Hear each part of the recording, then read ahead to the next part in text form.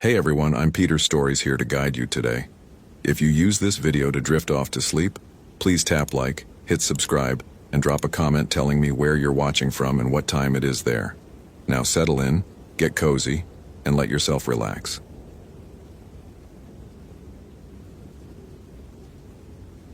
The woman's hands wouldn't stop shaking.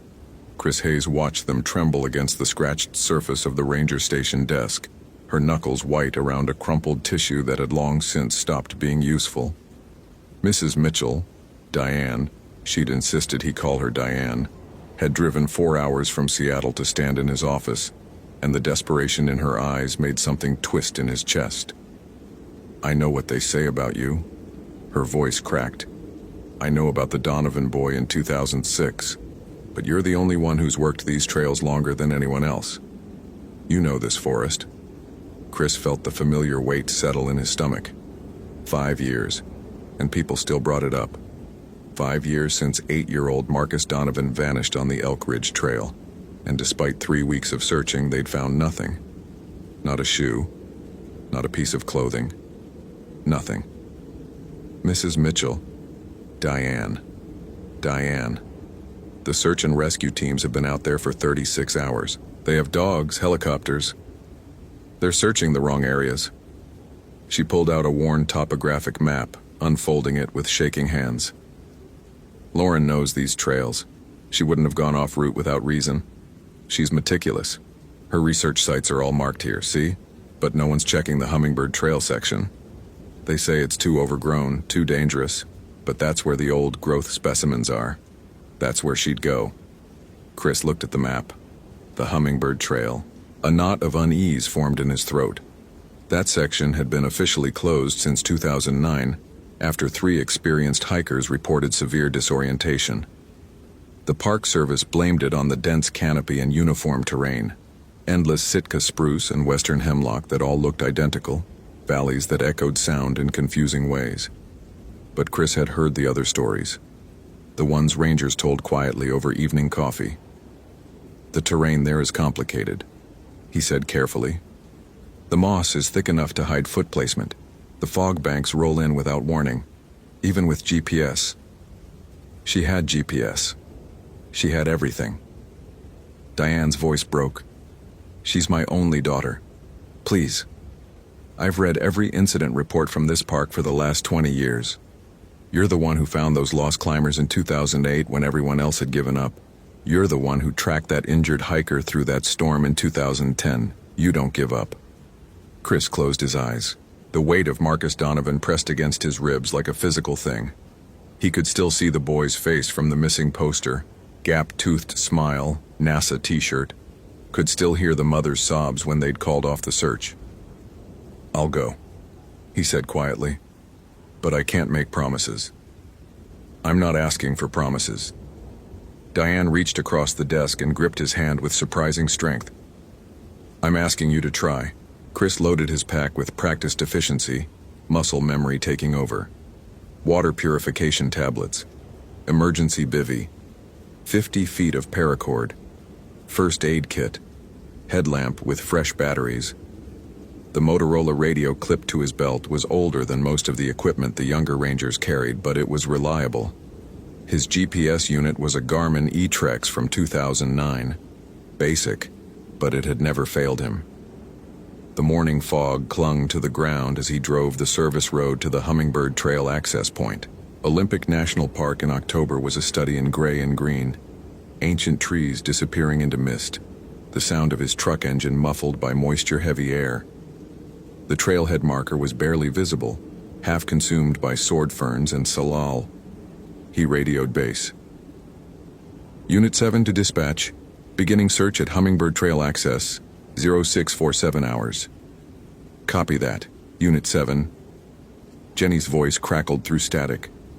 "Weather Service is calling for fog to persist until 1400 hours. Be careful out there, Chris." The trail started innocuously enough. Chris had hiked this section years ago, back when it was still maintained. Now the path was barely distinguishable from the surrounding forest. Nurse logs spawned new growth in chaotic patterns. Devil's Club reached across the trail with thorned stems. The air smelled of decay and growth in equal measure, that distinctive Pacific Northwest scent of things simultaneously dying and being born. He moved carefully, eyes scanning for any sign of Lauren's passage. A broken branch here, disturbed moss there. After 30 minutes, he found his first real clue. A small yellow flag tied to a hemlock branch about 5 feet off the ground. Research markers. Lauren had been here. Chris pulled out the map Diane had given him. According to Lauren's notes, she was studying nitrogen cycles in old-growth ecosystems. Her primary research site should be another 1.5 miles northeast, where a grove of 800-year-old Sitka spruce grew in unusual density. The trail narrowed. The canopy thickened. The world became a tunnel of green and gray, sound dampened by moss that coated everything like organic insulation. Chris's boots made almost no noise on the soft ground. Then he heard it. Chris. His name. Whispered. Close. He froze, hand instinctively going to the radio on his belt. His heart rate spiked, that immediate adrenaline response that no amount of training could fully suppress. Hello? His voice sounded strange in the muffled air. Lauren Mitchell? This is Ranger Hayes. Silence. Just the distant drip of condensation falling from branches. Chris breathed slowly through his nose. 5 years ago, during the Marcus Donovan search, he'd started hearing things. The therapist had called it hypervigilance, a trauma response, the mind playing tricks in isolation and stress. He'd learned to identify it, to talk himself down. This is just stress. Diane Mitchell's desperation, the anniversary of Marcus approaching, your brain processing old trauma.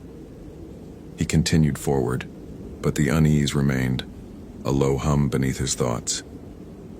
By mid-morning, Chris had found 3 more yellow markers, leading him deeper into the grove. The trees here were massive, trunks 6 feet in diameter, bark furrowed and ancient. They'd been growing before Columbus reached America, before the English language existed in its modern form. The scale of them made Chris feel appropriately insignificant. Lauren's primary research site was marked with a small orange flag attached to a metal stake. Her equipment was still here. A soil testing kit, a notebook in a waterproof bag, a collapsible measuring stick. But no Lauren. Chris examined the notebook. The last entry was dated 2 days ago. Site 7, 2:45 p.m. soil samples collected from quadrants AD. Nitrogen levels consistent with previous readings. Noticed unusual fungal growth on nurse log NL3, not in field guide. Will photograph tomorrow. Something strange about the acoustics here. My voice sounds like it's coming from different directions. Maybe the tree density? We'll ask Dr. Patterson. Chris looked around the grove. The trees stood in a rough circle, their canopies interlocking so completely that almost no sky was visible. The light was gray-green and diffuse, sourceless. And she was right about the acoustics. When he'd spoken earlier, the sound had seemed to come from everywhere and nowhere. Lauren Mitchell, he called out. This is Park Ranger Christopher Hayes. If you can hear me, please respond. His voice bounced strangely, seeming to come from behind him, then to his left, then from directly overhead. It was disorienting. No response came. Chris circled the site, looking for tracks. The ground here was more mineral soil than moss, and he found them.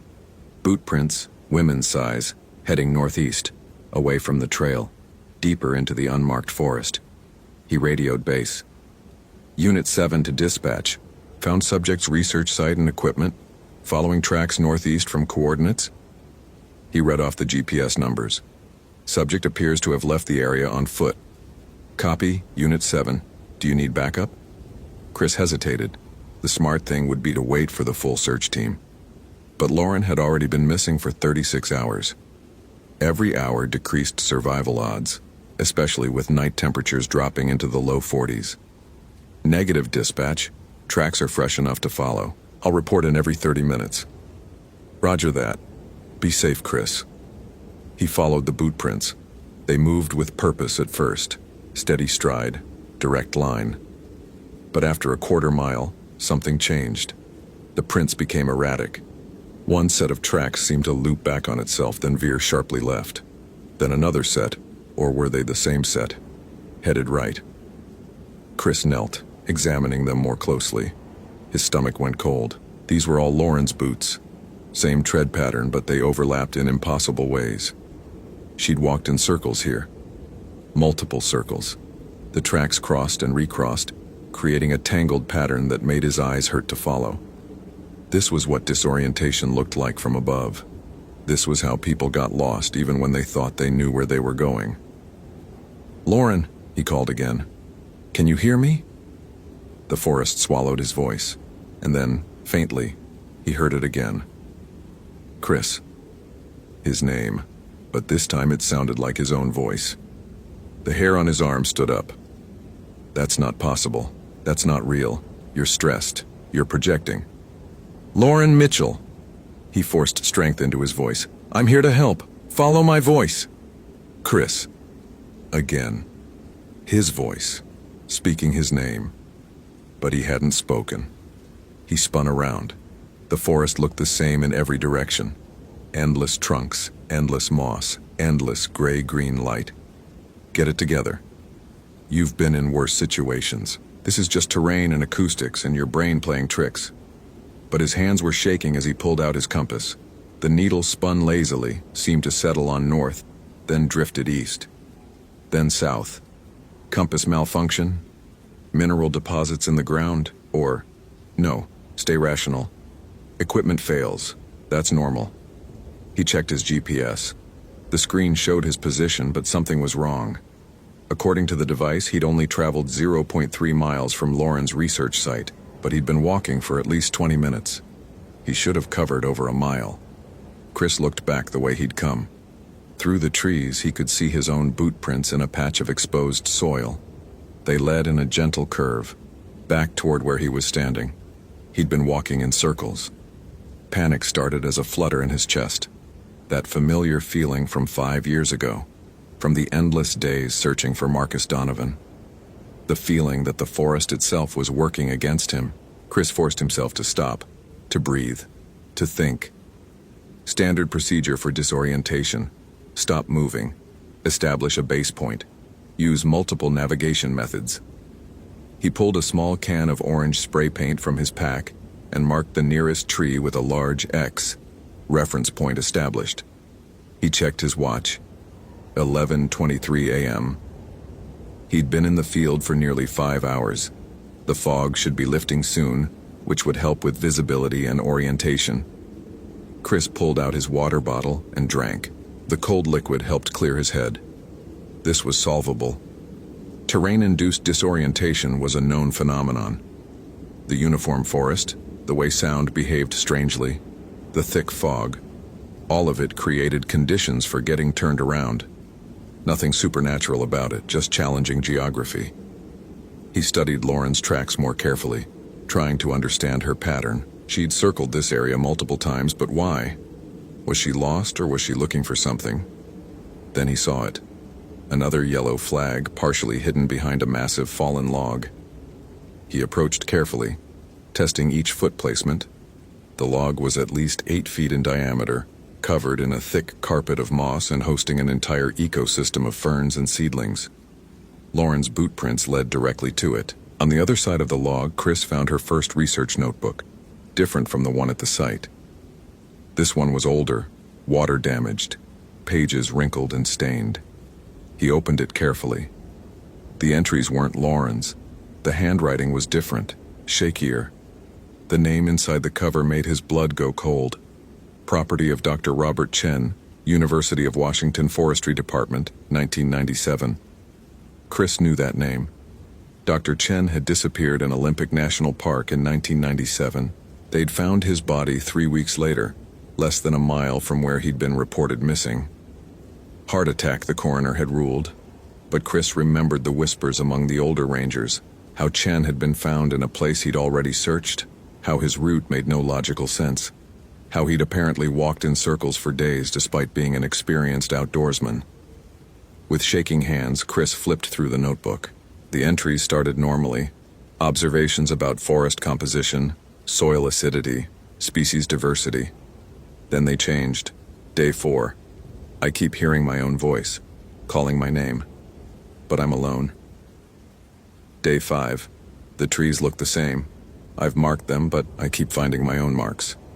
Am I walking in circles? My compass says north, but nothing makes sense. Day 6. I'm not alone. Something is here, using my voice, using my words. It sounds exactly like me, but it's not me. How can something sound exactly like me? Day 7. I understand now. It doesn't want to kill me, it wants me to forget. Forget which direction is real.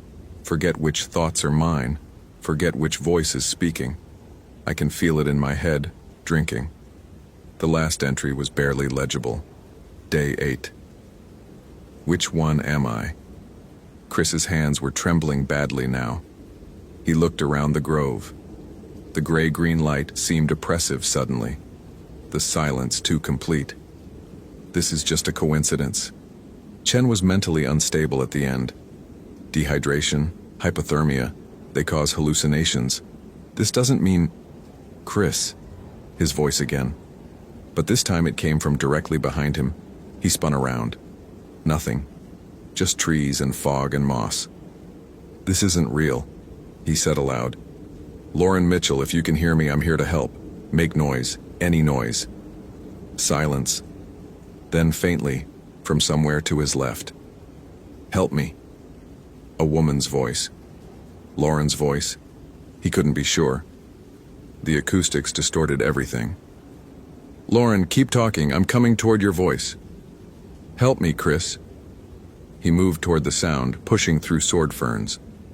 His radio crackled with static. He grabbed it. Unit 7 to dispatch, do you copy? More static. Then, through the white noise. Unit 7, this is dispatch. You're breaking up. What's your status? Chris stopped. The voice on the radio sounded wrong. Too clear. Too close. Chris, where are you? The voice on the radio asked. But it wasn't Jenny's voice anymore. It was his own voice. Chris, I'm lost. Help me. He dropped the radio like it had burned him. Okay. Think. You're experiencing auditory hallucinations. Stress response. Trauma activation. The anniversary of Marcus Donovan is in 3 days. Your brain is in hypervigilance mode. This is textbook PTSD response. But Chen's notebook. Lauren's circular tracks. His own compass spinning. Chris pulled out his GPS again. The screen flickered. The coordinates were changing, but he wasn't moving. According to the device, he was simultaneously at 3 different locations, hundreds of feet apart. Equipment failure. Has to be. Magnetic anomaly in the rocks. Chris. His voice behind him again. He didn't turn around this time. Instead, he opened his pack and pulled out the orange spray paint. He painted a large arrow on the nearest tree trunk, pointing back the way he'd come. Then another arrow on the next tree. And another. Creating a visible trail, something concrete and real that didn't rely on electronics or compasses or his own unreliable senses. As he painted the 4th arrow, he noticed something that made his stomach drop. On a tree about 30 feet to his left, there was already an orange X. His mark. From earlier. But that was impossible. He'd been moving in a straight line, marking trees as he went. He couldn't be back at his starting point. Unless you've been walking in circles the entire time. No. He said aloud. No. I marked a clear trail. He looked back at the trees he'd just painted. The arrows were there, clear and bright. He could see the paint gleaming wetly. He turned to follow them back. The arrows led him in a circle, back to where he was standing. Chris felt something crack inside his chest. That same feeling from 5 years ago, when he'd realized they weren't going to find Marcus Donovan. When he'd understood with terrible clarity that sometimes people vanish and there's no explanation, no closure, no reason. This isn't real, he whispered. This is a hallucination. I'm dehydrated. I'm stressed. This isn't real. But it is real, a voice said. Chris looked up. Standing 20 feet away, partially obscured by fog, was a young woman in hiking clothes. dark hair pulled back in a ponytail, dirt-streaked face. Lauren Mitchell, from the photo Diane had shown him. Lauren? His voice came out hoarse. Are you hurt? She didn't respond, just stared at him with hollow eyes. Lauren, I'm Ranger Hayes. Your mother sent me. We need to get you out of here. You can't leave, Lauren said. But her mouth didn't quite match the words. There was a half-second delay like a badly dubbed film. Chris took a step toward her. Are you injured? Can you walk? You can't leave, she repeated. Same words, same hollow tone. None of us can leave. Behind her, another figure emerged from the fog. A man in ranger uniform, older, gray-haired. Chris recognized him from photographs in the station. Ranger Tom Bellamy disappeared in 2003. Then another figure, a young boy in a NASA t-shirt, gap-toothed smile, Marcus Donovan. Chris's legs went weak. No, you're not real. You're not. We're as real as you are, Lauren said. Or we were. Before it took the part of us that knew which way was out, the part that remembered who we were. Now we're just echoes. More figures stepped out of the fog. 12 people. 24. All with the same hollow eyes. All with voices that didn't quite sync with their lips. It lives here, Lauren continued, in the spaces between thoughts, in the uncertainty. It feeds on the moment when you stop trusting your own mind, when you can't tell what's real and what's not, and then you become part of it. Chris backed away. His training, his rationality, his entire understanding of the world was screaming that this couldn't be happening. But Dr. Chen's notebook was still in his hand. Lauren was still standing there. Marcus Donovan was still looking at him with dead eyes. I found you, Chris said to the boy. I'm so sorry. I looked for you. I looked everywhere. I know, Marcus said. I heard you calling, but I couldn't remember which way your voice was coming from. I couldn't remember which way was out. The radio on Chris's belt crackled. His own voice came through.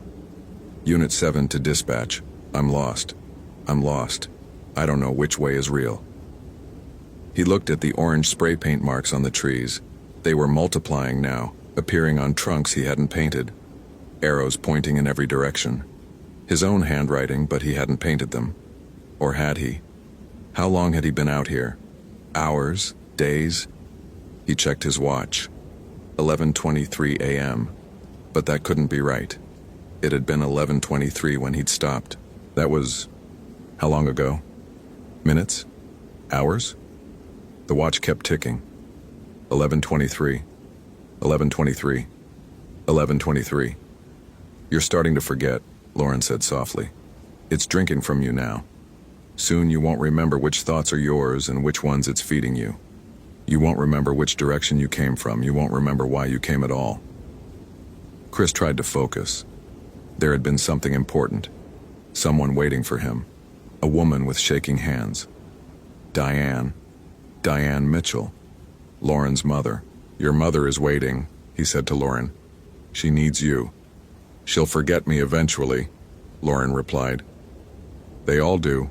That's what it wants. For us to become nobody. Nothing. Just voices in the fog. No. Chris forced strength into his voice. No, I'm getting you out of here. He grabbed Lauren's arm. Her skin was cold. Too cold, but solid. Real. Come on, we're leaving. Now. He pulled her forward, choosing a direction at random. West. Or was it north? The compass was useless. The GPS was lying. But he still had his legs. He could still walk. He could still move. The other figures watched them go. Marcus Donovan's face faded into the fog. Chris and Lauren walked. The trees looked identical. The fog pressed close. His watch remained frozen at 11:23. But he kept moving because movement was action, and action was the opposite of surrender. You can't save me, Lauren said quietly.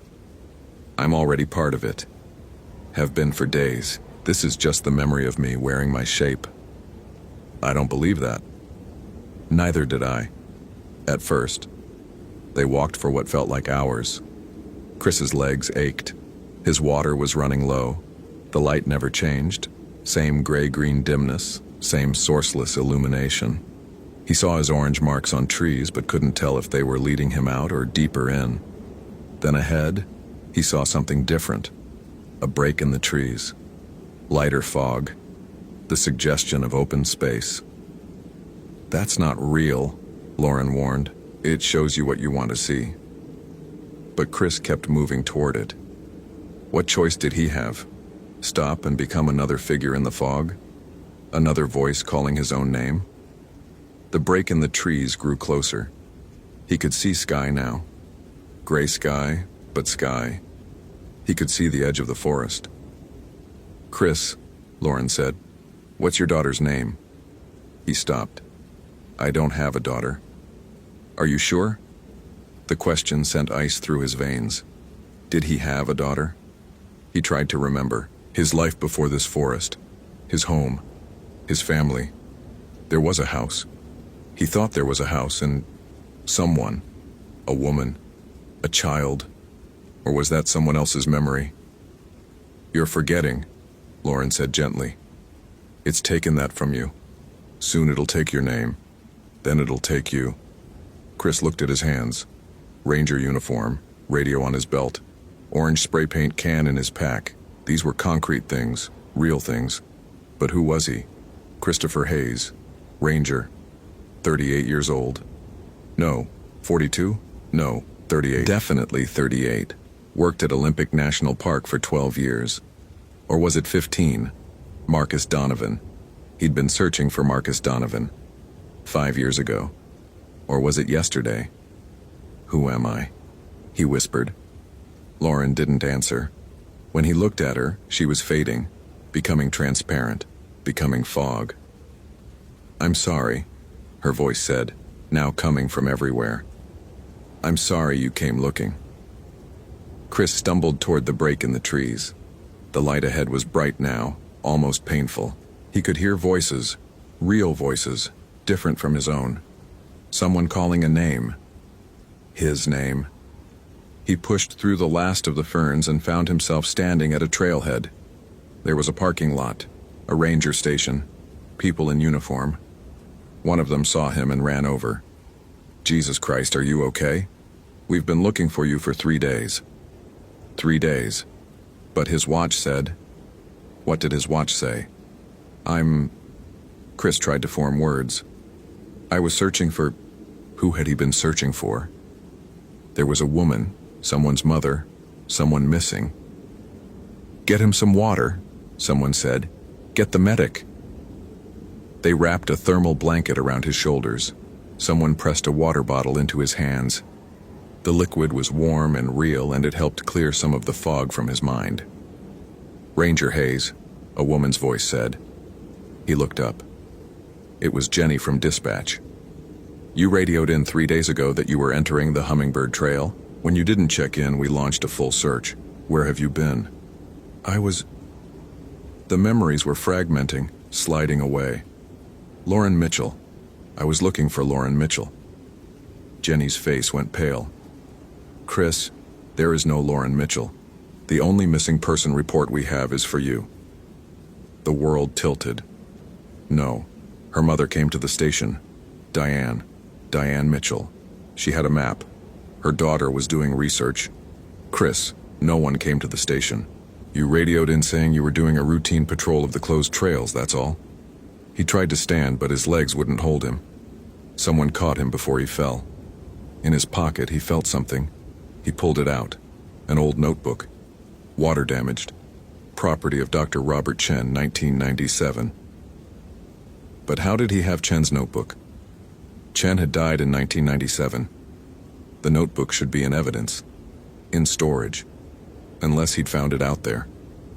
Unless all of it had been real. "The compass," Chris said urgently.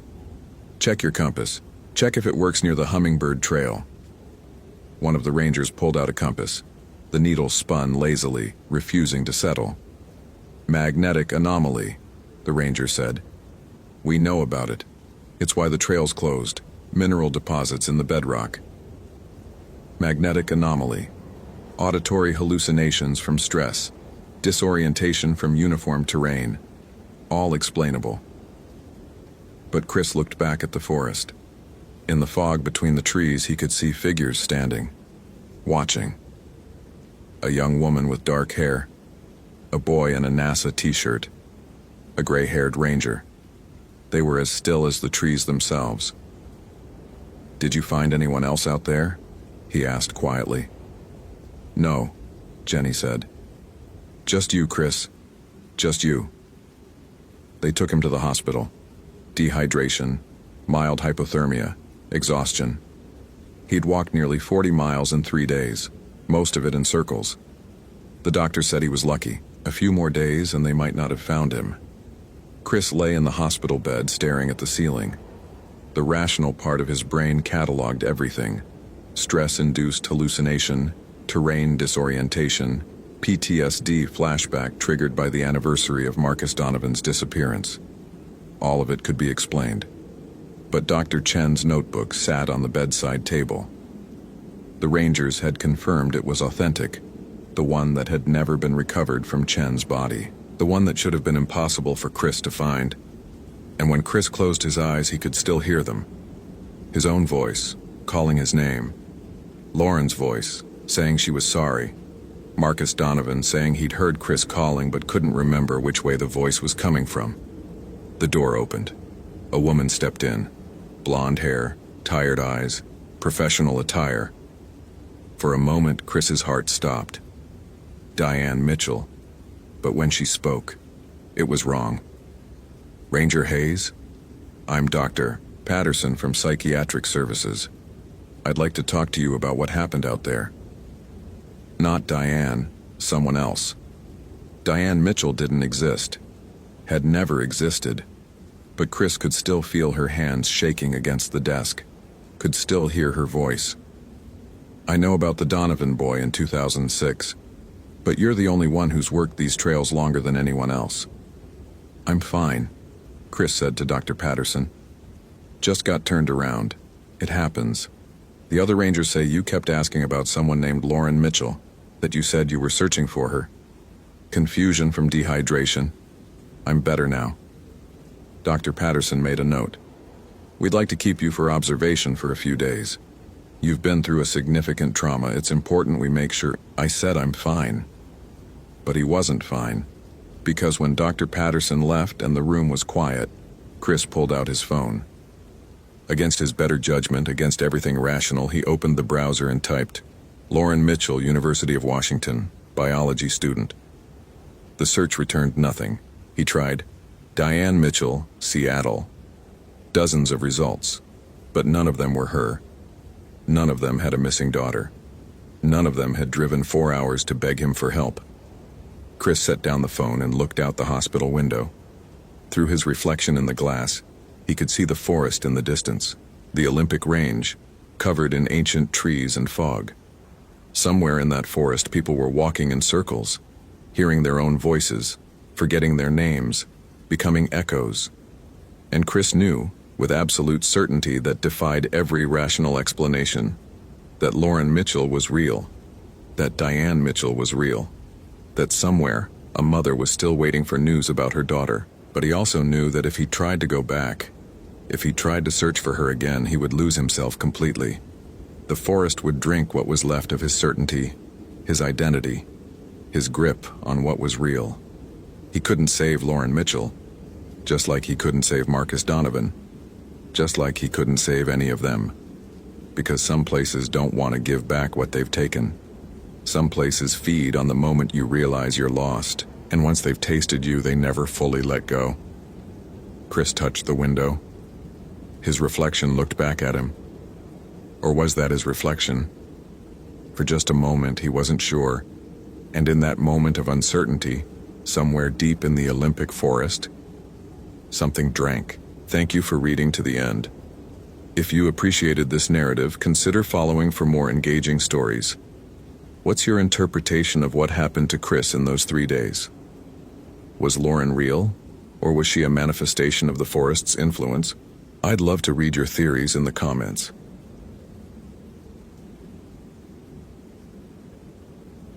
The call came through at 6:47 a.m., bypassing the usual dispatch channels. Daniel Chen was halfway through his first coffee when his personal cell phone buzzed against the kitchen counter of his ranger station cottage. "Mr. Chen? Daniel Chen?" The woman's voice trembled with controlled desperation. "My name is Patricia Hayes. Someone at the Volunteer Search Center gave me your number. They said you have a way of finding people." Daniel closed his eyes. He hated when people phrased it like that, as if he possessed some mystical power instead of just paying attention to details others missed. "Mrs. Hayes, I'm not sure what you've been told, but my daughter Lauren has been missing for 36 hours. She's 16. The official search teams have been out since yesterday afternoon, but they're not." Her voice cracked. "Please, they said you found that boy last summer when everyone else had given up. They said you just knew." The boy, 8-year-old Marcus Riley, who'd wandered from his family's campsite in the Quinault area. Daniel had felt it then, that prickling wrongness that made him turn west instead of east, ignore the search grid and follow something he couldn't name. He'd found Marcus hypothermic but alive, curled beneath a fallen cedar 3 miles from where logic said he should be. His supervisor had praised his excellent field instincts. His fellow rangers had joked about his spooky bloodhound nose. Nobody said the word that Daniel sometimes whispered to himself in the dark: sensitive. "Tell me about Lauren," he said, already reaching for his park map. Patricia Hayes explained in fragments: school camping trip, 17 students from Port Angeles High School, 2 teachers supervising, campsite at Hoe Lake Trail Junction. Lauren had asked to use the bathroom around 8 p.m. the night before last. When she hadn't returned after 15 minutes, her friend went looking. They found her headlamp on the trail, still switched on, pointing into the forest. Nothing else. No signs of struggle, no footprints leading away, no response to calls or whistles. "Which trail marker?" Daniel asked, marking coordinates on his topographic map of the Hoh rainforest. "Mile 4.3 near the moss grove, the really dense one with those huge maples." Daniel's pen stopped. The moss grove. He'd patrolled that area twice last month, and both times left feeling watched, feeling like the silence there pressed too close. The Hoh rainforest was already one of the quietest places in Olympic National Park. Temperate rainforest muffled sound naturally, but the moss grove took it further, an absence of noise that felt deliberate. "I'll head out within the hour," he told Patricia Hayes. "What's your cell number?" After she gave it and thanked him 5 times in succession, Daniel stood in his kitchen and stared at the map. Mile 4.3, the moss grove. He tried to remember what exactly had bothered him there, but the memory slipped away like fog through fingers. He packed his gear with the methodical precision of a decade's experience. Garmin eTrex GPS, though cell towers were sparse and coordinates could be unreliable. Silva compass, first aid kit, emergency blanket, water purification tablets, 550 paracord, fire starter, protein bars, his radio fully charged, extra batteries for his Pelican headlamp, the Leatherman multi-tool his father had given him when he first joined the Park Service. At the last moment, he added something he rarely carried: a small digital voice recorder. If his intuition was going to guide him, he wanted documentation of his own thought process, evidence that he was thinking clearly, making rational decisions, evidence he wasn't losing his mind. The drive to the Hoh rainforest trailhead took 40 minutes through dense morning fog. Daniel checked in with the incident commander, a gruff career ranger named Rollins who looked like he'd been awake for 30 hours straight. "Chen, good. We need bodies on the grid." Rollins jabbed at a laminated map divided into search sectors. "You take section Delta 7, we've been over it once, but I'd like to start at the last known position," Daniel interrupted. "Mile marker 4.3. Rollins frowned. "We've had teams through there 6 times. Bloodhounds lost the scent after 20 yards. It's like she vanished." "I know. I still want to start there." Something in Daniel's tone made Rollins pause. Then he nodded slowly. "Your funeral. Radio check every 30 minutes. And Chen, don't go cowboy on me. This forest doesn't forgive heroes." The hike to mile 4.3 took Daniel 90 minutes at a steady pace. The Hoh rainforest lived up to its reputation. Sitka spruce and western hemlock towered overhead, their trunks wrapped in club moss and licorice ferns. Everything dripped, everything grew. The air itself seemed green, thick with moisture and the sweet rot smell of decomposition. Daniel passed 2 other search teams on his way up, volunteers with orange vests and tired eyes. They nodded grimly. Nobody had found anything. He reached the moss grove just before noon. The trail marker confirmed it, 4.3 miles, elevation 872 feet. The grove opened to his right, a cathedral of big-leaf maples so heavily draped in moss they looked like melting sculptures. The moss hung in curtains and waterfalls in layers so thick the actual branches disappeared beneath them. Daniel stopped walking and listened. Nothing. Not bird calls or insect hum or wind through branches. Just his own breathing and the faint drip of condensation falling from moss to earth. That wrongness he'd felt before intensified. His scalp prickled. Every instinct screamed that something here was off. Though he couldn't articulate what, he pulled out the voice recorder and pressed record. Noon, October 14th, 2008. Mile marker 4.3 Hoh Lake Trail. Beginning search pattern around last known position of Lauren Hayes. Current temperature approximately 52 degrees, overcast, visibility good. He paused, feeling significant unease. Environmental factors or intuition, unclear. Daniel stepped off the trail into the moss grove. Immediately, the silence deepened. His boots made no sound on the spongy ground. The moss absorbed everything. Footfalls, breath, thought. He moved in expanding circles from where Lauren's headlamp had been found, scanning the forest floor for any sign. Disturbed earth, broken vegetation, a scrap of fabric. His rational mind cataloged the search pattern. His intuitive mind screamed that he was being observed. After 20 minutes, he found something. Not evidence, not a clue, just a feeling, sudden and overwhelming, that he should turn left. Not toward anything visible, not toward any logical search grid coordinate, just left. Daniel clicked the recorder back on. 12:23 p.m. Experiencing strong directional impulse. No visual or auditory stimulus. Following it. He paused, documenting this for accuracy. He walked left, deeper into the moss grove off any established trail. The maples grew closer here, their moss beards forming curtains he had to push through.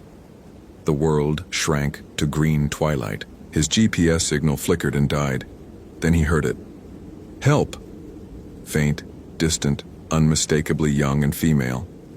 Help me, please. Daniel's heart kicked into overdrive. Lauren? He shouted. Lauren Hayes. I'm here. I can't find the trail. Everything looks the same. The voice came from ahead and slightly right.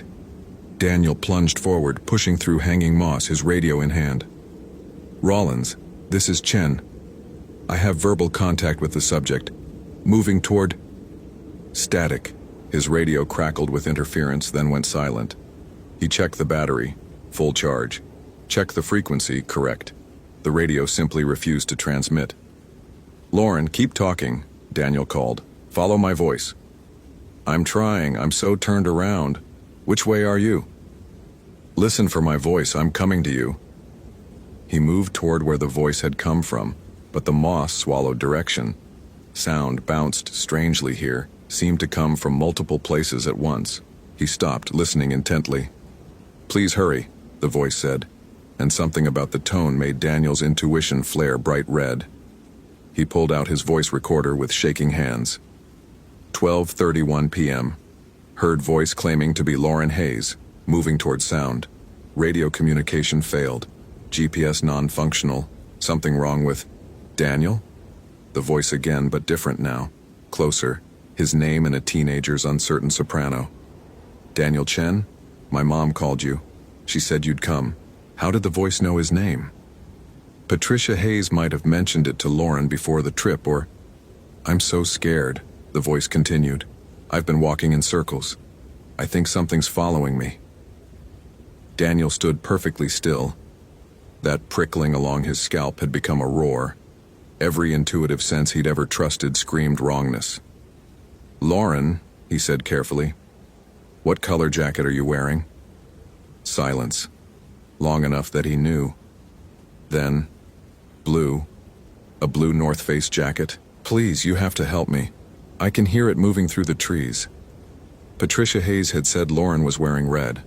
Bright red, so she'd be visible. Daniel backed up slowly, his rational mind catching up to his intuitive one. That wasn't Lauren. That was something using Lauren's voice or something close to it. Something that had learned her name, her situation, enough details to be convincing. The voice came again, but this time he heard the wrongness clearly.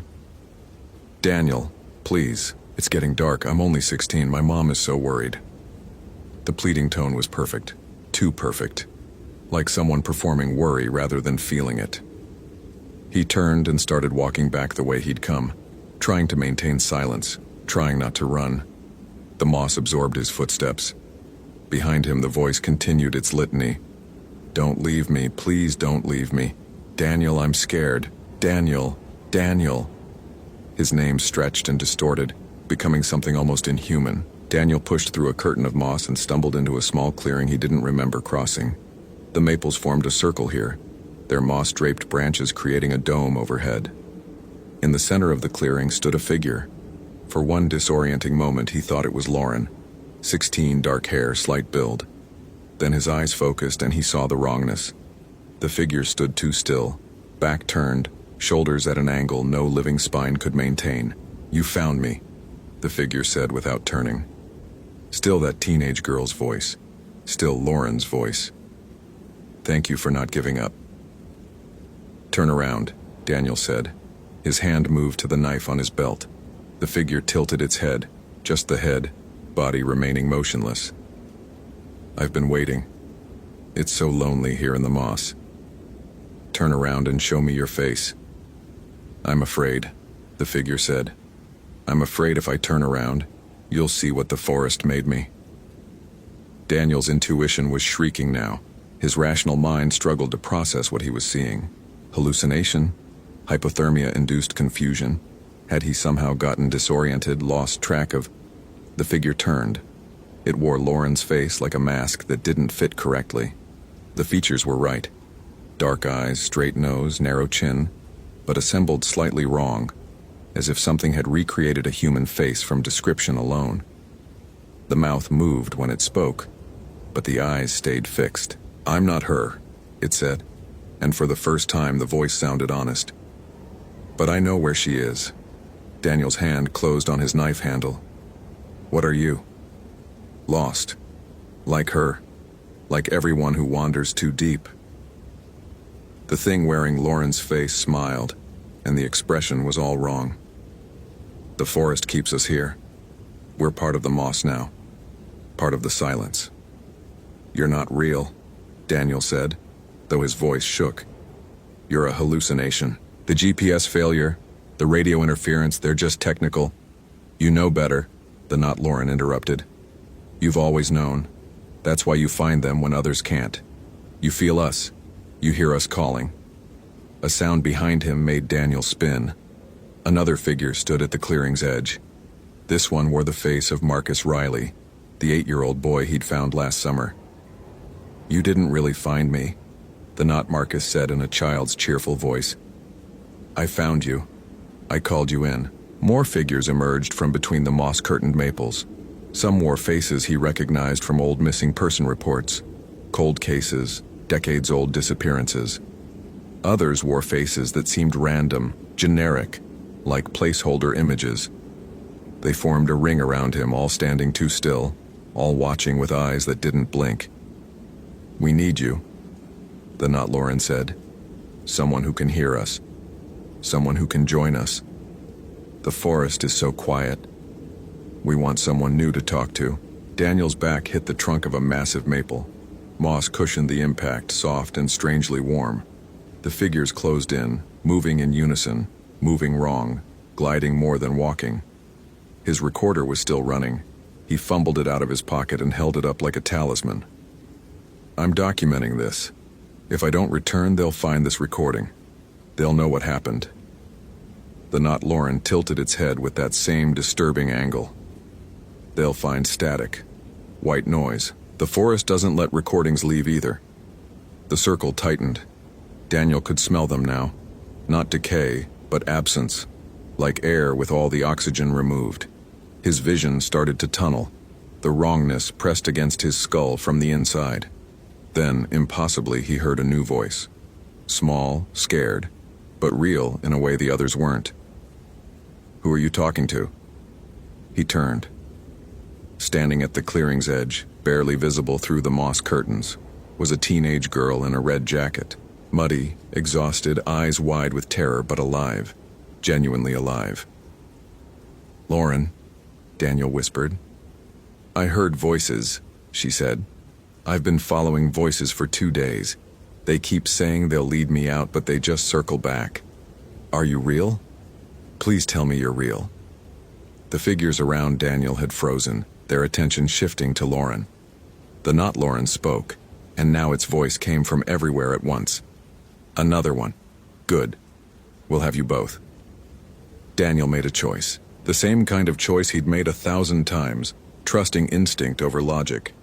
He lunged forward, grabbing the real Lauren's arm, and ran. Behind them, the voices rose in a chorus of overlapping pleas and threats and promises. The moss tried to hold their feet. The maples seemed to shift position, blocking their path. Daniel's compass spun wildly, useless. His GPS stayed dark. But beneath the wrongness, beneath the fear, his intuition burned clear and bright. It pointed like an arrow through the chaos. Not toward safety, toward right, toward the path that existed beneath the lies. He followed it blindly, dragging Lauren behind him. They crashed through moss curtains, stumbled over roots, slid down muddy embankments. The voices followed, calling their names, begging them to stop, to listen, to understand. Don't answer them, Daniel gasped. Don't respond, just run. What are they? Lauren sobbed. I don't know. Lost. Trapped. Something that takes voices and makes them hollow. He hauled her over a fallen log. Just keep moving. The forest fought them. Branches caught their clothing. Roots appeared where no roots should be. The silence pressed down like a physical weight. Then, impossibly, Daniel heard flowing water. The Ho River. He'd drifted further north than he realized.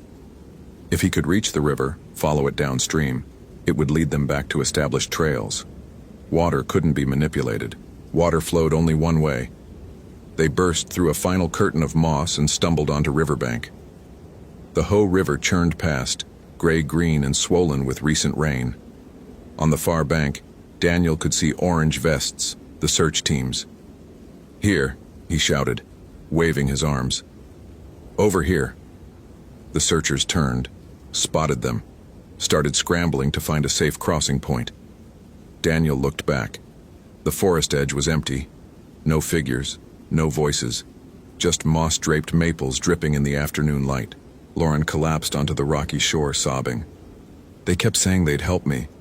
They sounded so real. I followed them for hours. They kept leading me in circles, and I couldn't tell anymore if I was hearing them or just remembering them. Daniel knelt beside her, his hands shaking. You're safe now, I've got you. But he looked back at the forest one more time and whispered too quietly for Lauren to hear. How do I know I really got out? The official report said Lauren Hayes had become disoriented by the unusual acoustic properties of the moss grove, potentially experiencing auditory hallucinations due to stress and hypothermia. Ranger Daniel Chen had located her using standard search protocols and professional instinct. Everyone praised his field skills. Nobody mentioned the voices. Daniel listened to his voice recorder that night in his cottage. Most of it was static, as the thing wearing Lauren's face had promised. But in the gaps between white noise, he could hear himself talking, documenting his search pattern. His voice sounded strange, flat, emotionless, like he was reading from a script. In the final seconds before the recording cut to pure static, he heard something else. Voices in chorus, dozens of them, overlapping. "Come back, Daniel. We're waiting. We'll always be waiting. The forest keeps what it calls." Then his own voice, barely a whisper. "I understand now. I understand." He didn't remember saying that. Daniel erased the recording, told himself it was corrupted data, electromagnetic interference, anything but proof of something living in the moss grove. Something that collected the lost. Something that might have collected him, at least partly, at least enough to plant a seed of doubt about what was real and what was echo. 3 weeks later, he found himself standing at the mile 4.3 marker, staring into the moss grove. He couldn't remember deciding to come here. His shift had been scheduled for the Quinault sector, yet here he was, pulled by something he couldn't name. The silence pressed close. The moss hung heavy, and somewhere deep in the green twilight, he thought he heard voices calling his name. Daniel turned and walked back down the trail, but part of him wondered if he'd ever really left. Thank you for reading to the end. If you enjoyed this narrative, consider following for more immersive stories. What's your interpretation of Daniel's final fate? Did he truly escape, or did something from the moss grove come back with him? I'd love to read your theories in the comments.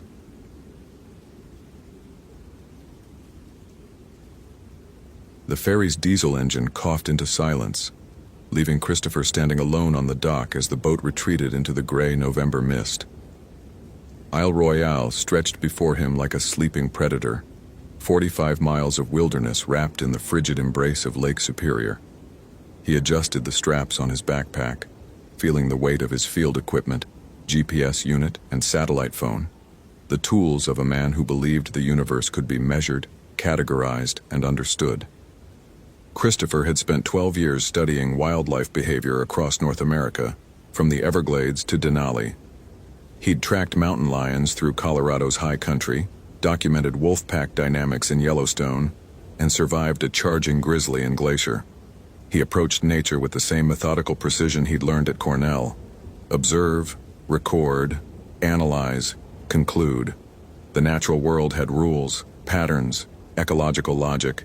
Even its dangers followed predictable trajectories. Madison's disappearance defied those patterns. The ranger station sat empty, its windows dark despite the early afternoon hour. Christopher had spoken to Madison exactly once, 3 weeks ago, when he'd called to arrange his research permit for the island's moose population study.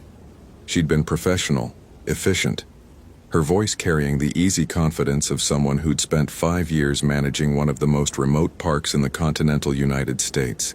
Now she was gone, and the mainland authorities had called him because he was the only researcher scheduled to visit before the park closed for winter. "You're a wildlife expert," the park superintendent had said over the phone, his voice tight with bureaucratic anxiety. Madison sent some unusual reports in her final transmissions about the animals. "We need someone who can interpret what she might have been seeing." Christopher pushed open the station door. The interior smelled of stale coffee and something else, something organic and unpleasant he couldn't immediately identify. Madison's workspace was a study in contrasts. One wall displayed topographic maps marked with neat, color-coded notations tracking moose movements and wolf territories. Her desk held standard ranger equipment, two-way radio, weather monitor, incident reports filed in meticulous chronological order. But her personal workstation told a different story. Christopher's breath caught as he examined the corkboard above her computer. Photographs, dozens of them pinned in overlapping layers. Dead moose, their bodies splayed in unnatural positions. A wolf pack, 7 animals lying in a perfect circle, their throats torn out. Ravens, hundreds of them impaled on tree branches like grotesque ornaments. Each photo was labeled with GPS coordinates and dates spanning the last 6 weeks. The kills were wrong. Christopher had documented predation his entire career. He understood the brutal efficiency of natural death. Wolves killed to eat, expending minimal energy for maximum return. These animals had been slaughtered with what looked like savage abandon, their bodies mutilated far beyond any predatory purpose. Madison's handwritten notes covered the margins of her maps in increasingly erratic script. Migration pattern impossible, moving away from winter range. Nutritional analysis contradicts starvation hypothesis. Bone marrow present but unconsumed. And then, in letters that pressed so hard they tore the paper, something is hunting them. Not wolves, not bear. What? Christopher photographed everything with his digital camera, his scientist's mind already formulating hypotheses. Disease could explain aberrant behavior, chronic wasting disease perhaps, or some novel prion infection causing neurological damage. Madison might have been observing the initial outbreak of an epidemic, something that made animals behave irrationally before succumbing. But disease didn't explain the final item on Madison's desk. The journal was small, bound in weather-beaten leather, its pages filled with handwriting that wasn't Madison's. The script was older, more formal, dated entries stretching back to 1847. Christopher opened it carefully, recognizing immediately that he was handling a historical document of potential significance. July 15, 1847, the first entry read, "We have established our copper mining operation on the island's northern shore. The Ojibwe who guided us here refused to venture beyond the shoreline. Their elder, a man called Makwa, spoke of Wendigo, spirits of eternal hunger that walk during the harsh winters. He claims this island is cursed, that something terrible happened here long ago. I assured him we fear no native superstitions." Christopher flipped through the pages, watching as the confident tone deteriorated into something desperate. August entries described missing equipment and spoiled food stores. September brought reports of men hearing voices in the forest, of shapes moving between trees that disappeared when pursued. October detailed the first death. A miner named Thomas Wickham found 5 miles from camp, his body partially consumed despite grizzled wolves lying dead around him, their bellies empty. The final entry, dated November 2, 1847, consisted of 3 words repeated over and over until the page was black with ink. "It is hunger, it is hunger, it is hunger, it is hunger."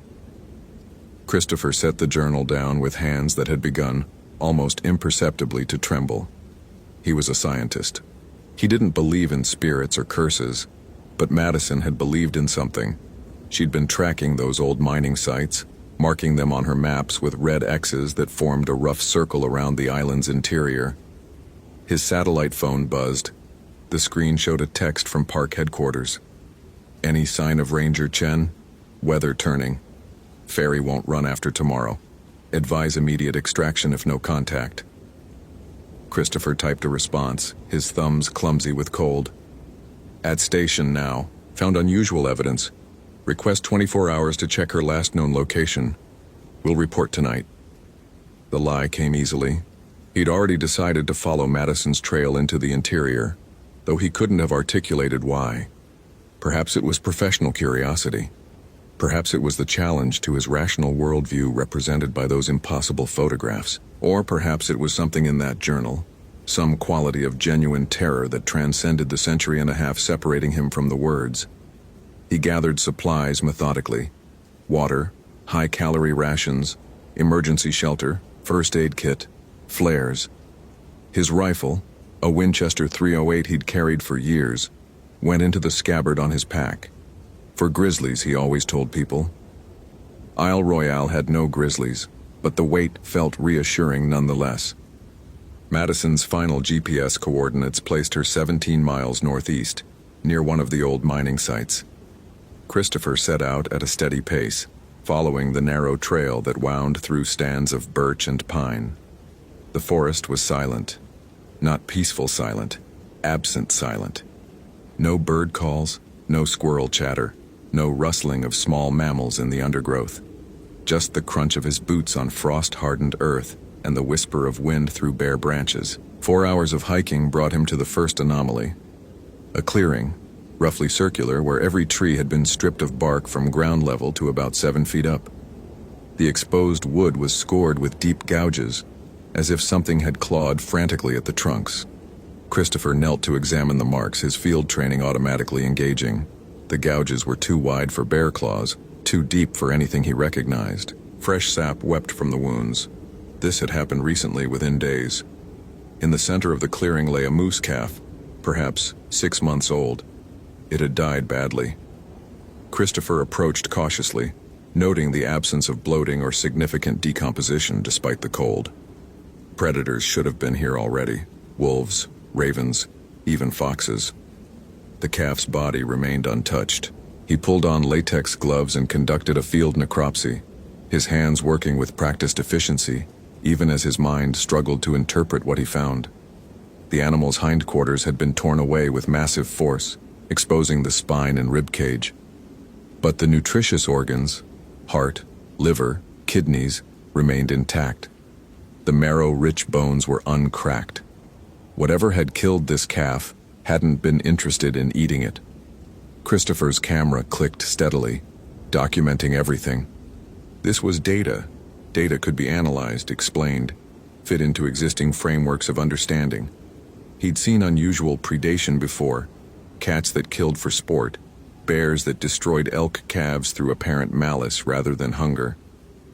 Nature wasn't always efficient or logical, despite what the textbooks claimed. But as he packed away his equipment, Christopher felt something he'd rarely experienced in the wilderness, the primal sensation of being watched, not by a curious animal or protective mother. This felt predatory, calculating, patient. He turned slowly, scanning the tree line, his hand drifting to the rifle slung across his chest.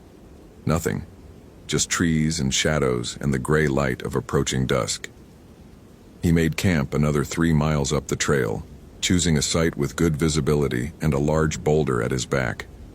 His tent went up quickly, a professional setup that would withstand any early winter storm. He started a fire, boiled water for freeze-dried beef stew, and tried not to think about the crushing silence surrounding him. The satellite phone showed no signal. That was normal for Isle Royale. The island's terrain created dead zones. He'd report in tomorrow from higher ground. Christopher ate mechanically, his mind reviewing the day's findings. The journal, the photographs, the mutilated animals. They formed a pattern, he was certain, but he lacked sufficient data points to see it clearly. Darkness fell with the absolute completeness found only in true wilderness. Christopher's fire pushed back the night in a small, fragile circle. He added more wood, larger pieces than necessary, feeling an irrational need to keep the flames high. The cold had intensified, dropping below freezing despite his weather app predicting milder temperatures. His breath formed thick clouds in the firelight. That's when he heard it. A sound that started at the edge of audibility and slowly crescendoed into something that made every muscle in his body lock with primal terror. It wasn't quite a scream. Screams were human, comprehensible. This was something else. A shriek that carried notes of anguish and rage, and underneath it all an insatiable, maddening hunger. The sound seemed to come from everywhere at once, echoing off trees and rocks, distorting distance and direction. Christopher grabbed his rifle, chambering a round with shaking hands. The sound continued for perhaps 30 seconds, an eternity when every instinct screams to flee. Then silence crashed back down, somehow more oppressive than before. Just an animal, he whispered to himself, his voice embarrassingly thin. Screech owl, maybe a fox. Acoustic distortion from the terrain. But he'd heard screech owls and foxes. He'd heard mountain lions scream in the Rocky Mountain darkness, a sound that could freeze the blood of the most experienced outdoorsman. This was different. This was wrong on a fundamental level that preceded language and logic. Christopher didn't sleep that night.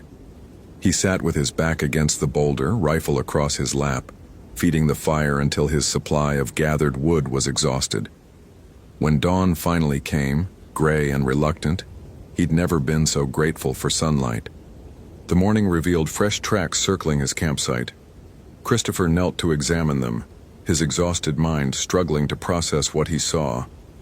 They were humanoid but wrong, the basic shape of a barefoot human print but elongated, the toes tipped with what looked like claws, pressed deep into the frozen earth with weight that suggested something massive. The stride length between tracks was impossible, spanning 10 or 12 feet where a human might manage 3. The tracks had circled his camp multiple times during the night, always staying just beyond the firelight's reach. In several places, deep gouges scarred nearby trees at 8 or 9 feet high, as if something had stretched up to mark them. Christopher photographed everything with mechanical precision, his scientific training a shield against the growing dread in his chest. There had to be an explanation. A hoax, perhaps. Someone messing with him, though who and why made no sense. Or his exhaustion was making him misinterpret natural phenomena. Yes, that was rational. He was tired, stressed, seeing patterns that didn't exist. He consulted Madison's map, marking his position against her route. She'd gone another 6 miles north, to the site marked Wendigo Mine, 1847 operation. Christopher checked his rifle, loaded his pack, and started walking. What else could he do? Turn back? Abandon Madison to whatever had happened to her? Every scientific instinct he possessed demanded answers. The forest grew darker as he climbed, the evergreens thick enough to block most sunlight. Christopher began noticing other details that his rational mind kept trying to explain away. Trees snapped at their base, massive trunks twisted off as if by tornado force, though no storm had passed through. More circles of stripped bark, larger than the first, the claw marks deep enough to splinter the wood. And bones, scattered everywhere, moose, wolf, smaller animals, all showing the same pattern of violence without predation. Around midday, he found Madison's camp, or what remained of it. Her tent had been shredded, the high-quality fabric torn into ribbons.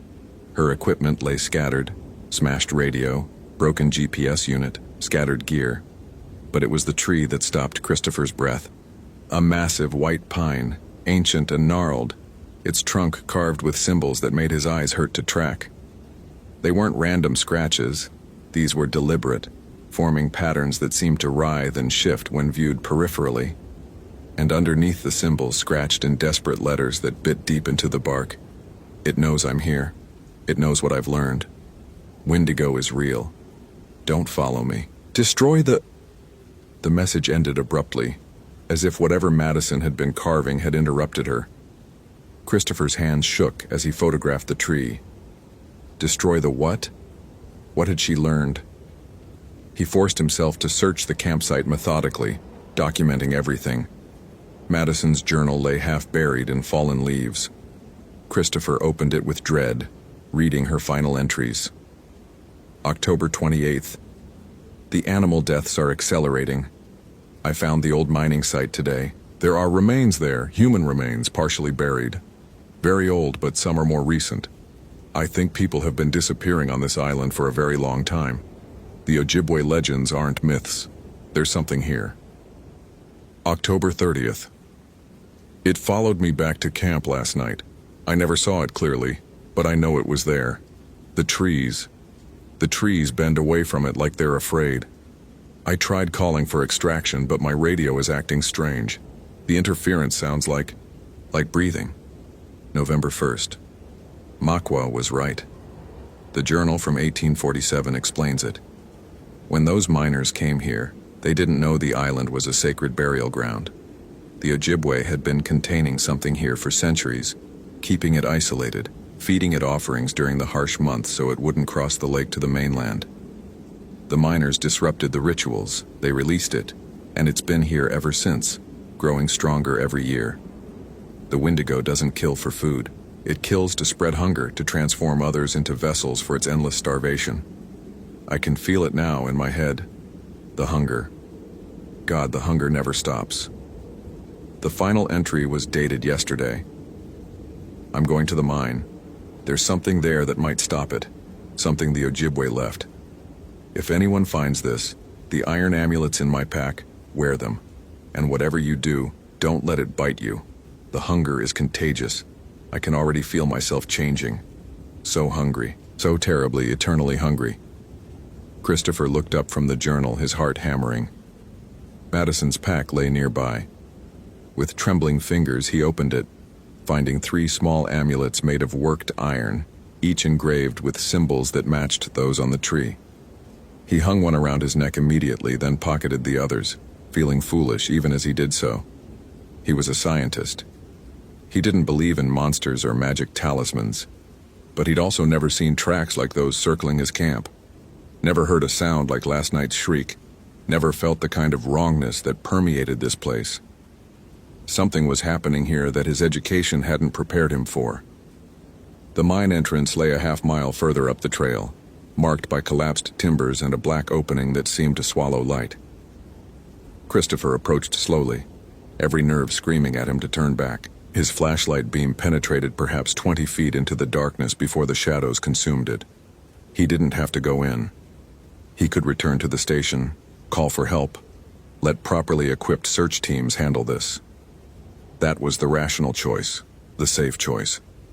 But Madison was still missing, and Christopher had spent his entire life believing that understanding defeated fear, that knowledge was power, that the universe yielded to logical inquiry.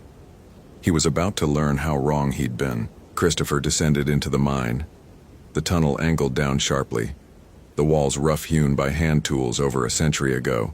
His flashlight played across support beams black with age and moisture. The temperature dropped with each step, his breath forming thick clouds in the beam. The silence here was different from the forest's oppressive quiet. This was the silence of the deep earth, absolute and smothering. 20 yards in, he found the first body. The miner's skeleton lay against the tunnel wall, still wearing the rotted remnants of 1840s work clothes. Christopher's flashlight revealed marks on the bones that made his stomach lurch. Deep scores from something that had gnawed the skeletal remains with savage intensity. The skull was split open, the interior scraped clean. More bodies appeared as he progressed deeper. 7 in total, all positioned as if they'd been trying to escape when death took them. The final miner lay sprawled across the tunnel floor, one hand outstretched toward the surface, finger bones scratched raw from clawing at the stone. Christopher's flashlight beam caught something beyond the bodies. The tunnel opened into a larger chamber, a natural cave that the miners had excavated into. The walls here were covered in symbols, not the Ojibwe markings from outside, but older glyphs carved deep into living rock. And in the center of the chamber, built from carefully placed stones, stood a cairn. The structure was roughly man-height, its stones fitted together with obvious reverence. More iron amulets hung from its peak, dozens of them, their weight causing the structure to lean slightly. And at the cairn's base, barely visible in the flashlight beam, lay a body in modern ranger's clothing. Madison, Christopher breathed, rushing forward. She was curled in a fetal position, her skin paper white, her lips blue with cold. Christopher pressed fingers to her throat, feeling for a pulse. There, faint but present. She was alive. Barely. "Madison," he said, shaking her shoulder. "Madison, wake up. I'm Christopher, the biologist. I'm here to help." Her eyes opened. They were wrong. The irises had paled to nearly white. The pupils contracted to pinpricks despite the darkness. And there was something in her gaze that made Christopher recoil, a terrible, all-consuming hunger that had nothing to do with physical need. "Too late," Madison whispered, her voice harsh and damaged. "It bit me. 3 days ago. I can feel it spreading, changing me. The hunger. Christ, Christopher, the hunger is everything. It's all I can think about. I want to tear and rend and consume, but eating doesn't help. Nothing helps. The hunger just grows. We need to get you out of here," Christopher said, trying to keep his voice steady. "Medical attention, whatever this is." "Not an infection." Madison cut him off, her laugh brittle and broken. "Not a disease. It's spiritual. The Wendigo doesn't just kill, it transforms. It spreads hunger like a virus, turns people into extensions of itself. The Ojibwe tried to contain it here, on this island. They built this cairn over something, some weakness in the creature. That's why it can't leave Isle Royale. But it's been growing stronger. Soon it won't need to stay." A sound echoed down the tunnel. That shriek Christopher had heard last night, closer now, vibrating through the stone itself. Madison's body went rigid, her back arching, a look of ecstatic agony crossing her face. "It's calling," she gasped. "It knows you're here. It's so hungry, Christopher, and I'm so hungry. God help me, I want to bite you. I want to spread the hunger. It would be so easy." Christopher backpedaled, his hand finding his rifle. "Fight it, Madison. Whatever this is, you can fight it." "No," she said, and now her voice carried harmonics that weren't human. as if something else spoke through her. No one fights the hunger. The hunger is patient. The hunger is eternal. You think you can leave this island? It's already marked you. You've walked in its territory, breathed its air, felt its attention. The hunger will follow you home, spread to everyone you touch, grow and grow until... She lunged. Despite her weakened state, Madison moved with horrifying speed, her hands twisted into claws, her teeth bared. Christopher fired instinctively, the rifle's report deafening in the enclosed space. The bullet took Madison in the shoulder, spinning her sideways. She fell but immediately began to rise again, the wound bleeding but not stopping her. "I'm sorry," Christopher whispered, and fired again. This time Madison stayed down, her body twitching once before going still. Her eyes remained open, staring at him with a mixture of relief and rage and that terrible, endless hunger. Christopher stood frozen, his scientific mind trying and failing to process what had just happened. He'd killed a woman, a ranger who'd been trying to do her job, who'd stumbled onto something impossible and paid the price. But she'd been changing into something else, hadn't she? She'd said it herself. The hunger was transforming her, making her into a vector for whatever haunted this island. The shriek came again, much closer. The tunnel walls seemed to shudder with the sound. And then Christopher heard something worse. Footsteps. Not the bootfalls of a human, but the heavy, deliberate tread of something massive descending into the mine.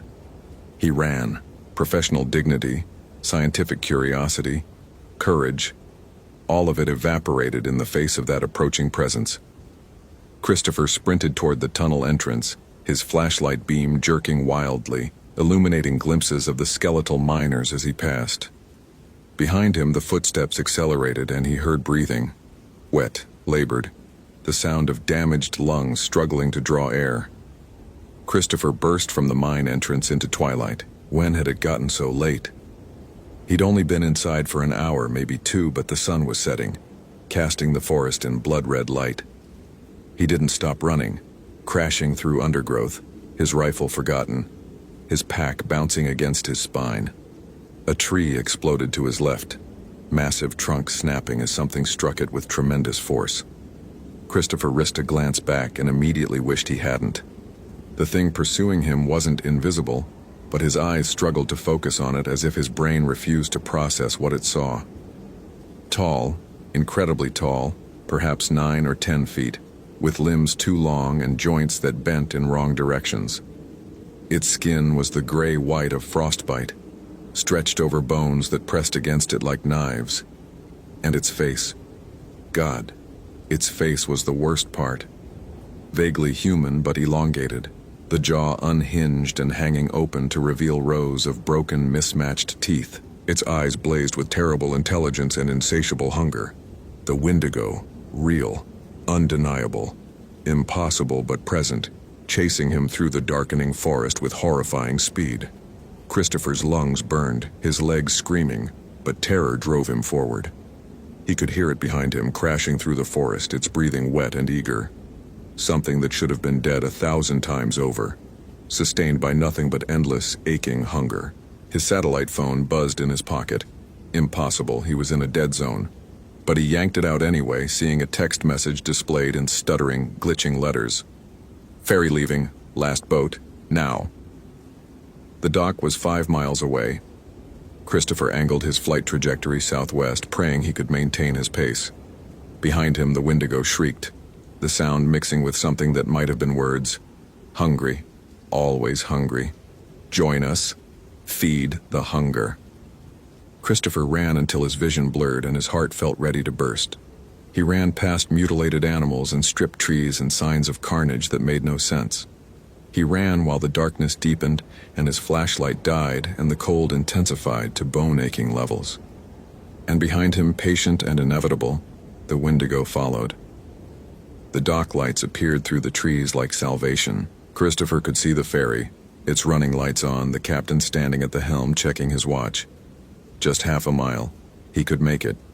Something grabbed his pack, yanking him backward with irresistible force. Christopher twisted, shrugging out of the straps, leaving his equipment behind.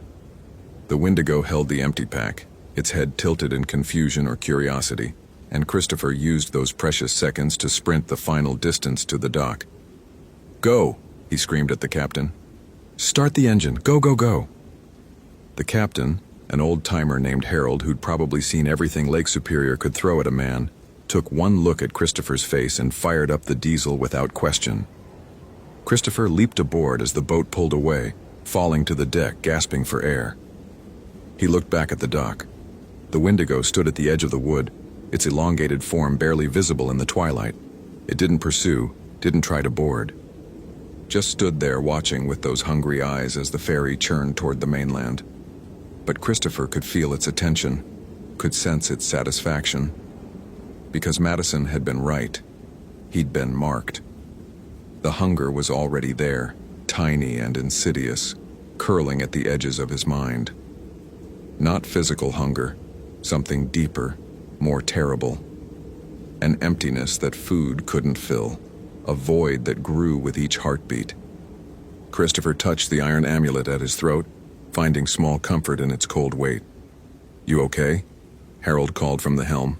"You look like you've seen a ghost." Christopher almost laughed. A ghost would have been manageable. Ghosts were dead, finite, bound by rules and limitations. What he'd encountered was something far worse, an endless hunger given physical form, patient and eternal and impossible to kill because it was already dead, had always been dead, would always be dead.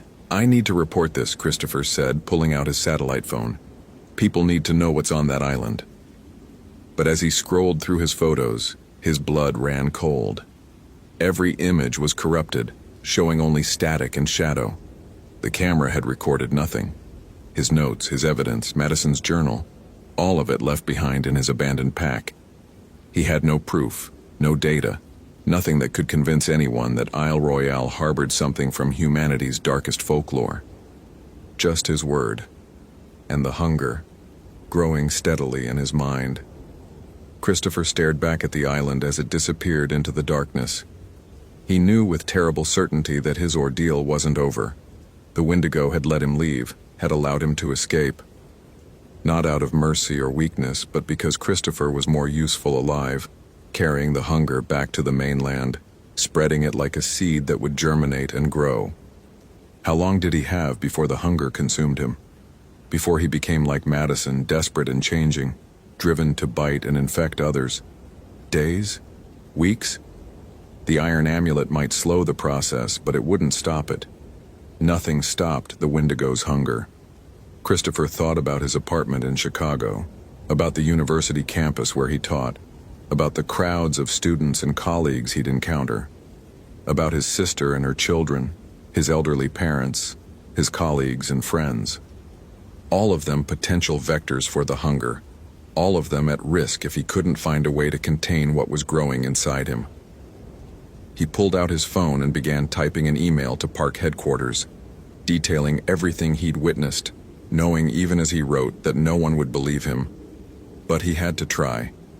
Someone needed to understand the danger, needed to realize that Isle Royale couldn't be allowed to open next spring, that the Wendigo had to remain isolated. The ferry plowed through the dark water, carrying Christopher toward safety that was no safety at all. He touched the iron amulet again, feeling the hunger pulse against it like a living thing. How long could iron hold back eternity? How long before the hunger broke through? In the distance, barely audible over the engine's rumble, Christopher heard that terrible shriek echo across Lake Superior, a sound of triumph, of anticipation, of endless, insatiable hunger. The Wendigo could wait. It had waited for centuries. What were a few more days or weeks while the hunger spread, transforming a rational man of science into another vessel for its endless starvation? Christopher gripped the ferry's railing until his knuckles went white, staring at the lights of the mainland growing closer. He was bringing something back with him, something ancient and terrible and patient, and despite all his education, all his scientific training, all his rational certainty about the world's rules, he had no idea how to stop it. The hunger whispered in his mind, patient and eternal. Soon, soon, soon. Hope you felt real chills. If you appreciate genuine horror, consider following. Which moment scared you most?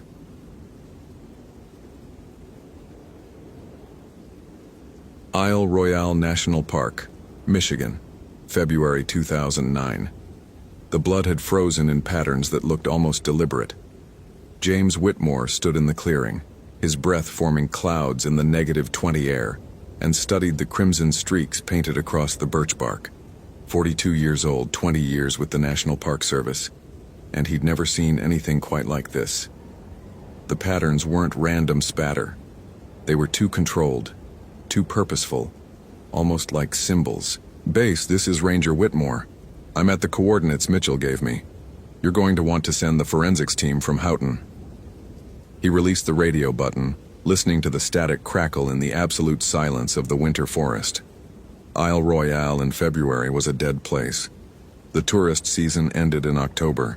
Only a skeleton crew of rangers remained, maintaining the facilities for the handful of winter researchers and the occasional ice fishermen who made the treacherous crossing from the mainland.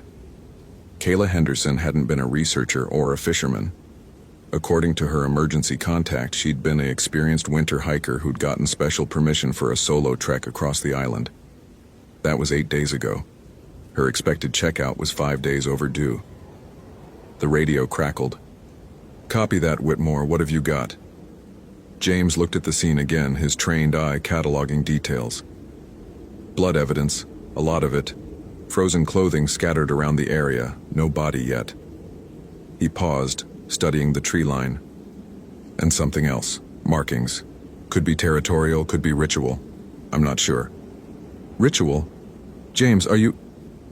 Just send the team, Carol, and tell Mitchell to bring the cold weather gear. Real cold weather gear. He'd found Kayla's campsite 2 miles back, abandoned but strangely intact. Her tent stood upright, no signs of struggle. Her pack remained, food untouched. Only her sleeping bag was missing, and her winter parka. The lack of disturbance had bothered him more than violence would have. People didn't just walk away from their supplies in February on Isle Royale.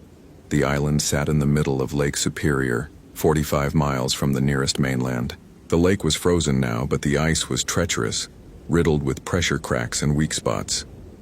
Without proper gear, exposure would kill you in hours. But Kayla Henderson had training. She'd summited Denali. She'd done winter camping in the Yukon.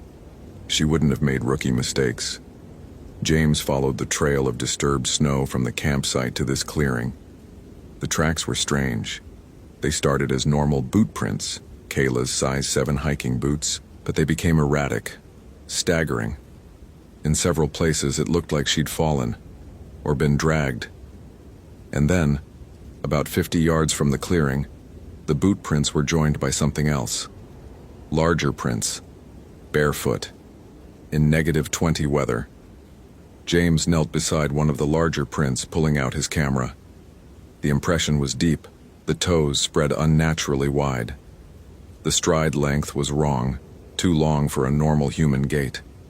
He photographed it from multiple angles, then stood and followed the dual trail into the clearing where the blood started. That's when he noticed the trees. Symbols had been carved into the bark, old carvings, weathered but still visible. Not the usual graffiti or trail markers. These were different. Geometric patterns, spirals, angular shapes that hurt to look at too long. And beneath them, fresher marks, gouged deep into the wood, as if by claws. James had grown up in Michigan's Upper Peninsula. His grandmother had been Ojibwe, and she'd told him stories, old stories, the kind that kept kids from wandering into the woods alone. Stories about the Weedico, the winter cannibal, the spirit of eternal hunger. He'd dismissed them as folklore, cultural mythology designed to teach lessons about survival and the dangers of greed. But his grandmother had never smiled when she told those stories. He circled the clearing, documenting everything. The blood patterns formed a rough circle, with the heaviest concentration at the center. Kayla's clothes lay in tatters, her thermal underwear shredded, her parka torn open as if by tremendous force. But no body, no bones, nothing but blood and cloth, and those impossible tracks leading away into the deeper forest. The temperature had dropped another 5 degrees since he'd entered the clearing. His exposed skin burned. His fingers were going numb despite the heavy gloves. He needed to get back to the station before dark, but something made him hesitate. Some instinct, some ancient recognition that he was standing in a place where something terrible had happened. Or was still happening. That's when he heard it. A sound that shouldn't exist. A voice, thin and distant, calling his name. James. He spun, hand instinctively going to the bear spray on his belt. The forest was empty. Nothing but snow-laden pines and the absolute stillness of deep winter. Hello? His voice sounded too loud, too vulnerable. Kayla Henderson? If you can hear me, call out. Only silence answered. But the temperature had dropped again. He could feel it, an unnatural cold that pressed against him like a physical weight. His breath froze instantly, falling as ice crystals. James made his decision. He'd mark the site, photograph everything, and get back to base. This was beyond his expertise now. This was a recovery operation, possibly a criminal investigation. He'd done his part. He turned to leave and stopped. Fresh tracks crossed his entry trail. The same large, barefoot impressions, but these were new. He'd been alone in the clearing for 20 minutes, and these tracks hadn't been here when he arrived, which meant something had circled behind him while he worked. James pulled out his flashlight, though it was only mid-afternoon. The forest seemed darker than it should be, the shadows deeper. He followed the new tracks with the beam. They led around the clearing's perimeter, always staying just inside the tree line. Watching, observing, stalking. He keyed his radio. Base, this is Whitmore. I'm heading back now. ETA, 40 minutes. He kept his voice steady, professional. No need to alarm Carol with speculation. Have Mitchell meet me at the Wendigo station, and Carol, if you don't hear from me in an hour, send someone. James, what's going on? Just being cautious. Weather's getting worse. It wasn't the weather. The sky was clear, painfully blue. But something was wrong. Every instinct honed by 20 years in the backcountry screamed at him to move, to get out of these woods. He started hiking back toward the trail, moving quickly but carefully. The snow was deep, his snowshoes sinking with each step. Behind him, he heard something else moving through the forest. Not trying to be quiet. Branches snapping. The crunch of snow under weight. James didn't look back. Looking back would mean acknowledging what he already knew on some primal level, that he was being followed by something that moved through -20 weather without protection. Something that left tracks too large to be human. Something hungry. The trail seemed longer than before. The familiar landmarks looked strange, foreign. He'd hiked this island hundreds of times, knew every trail, every shelter. But now the forest felt alien, hostile.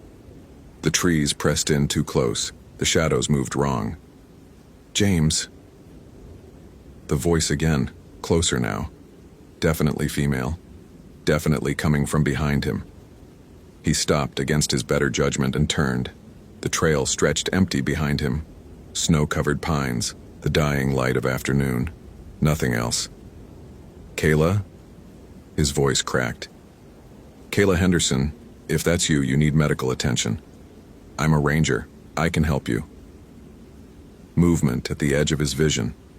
Something pale disappearing behind a massive cedar. James approached slowly, one hand on his radio, ready to call for immediate assistance. The cedar stood alone, ancient and massive. He circled it, beam of his flashlight cutting through the gloom. Nothing. But carved into the bark, fresh and deep, new symbols and words, scratched in desperate, wavering letters. Hungry, hungry, hungry, so hungry. His hands shook as he photographed the carving. The letters were formed by fingernails, human fingernails, and around the tree, a circle of the same barefoot tracks, dozens of them overlapping, as if someone had walked around and around the cedar for hours, carving that single word over and over.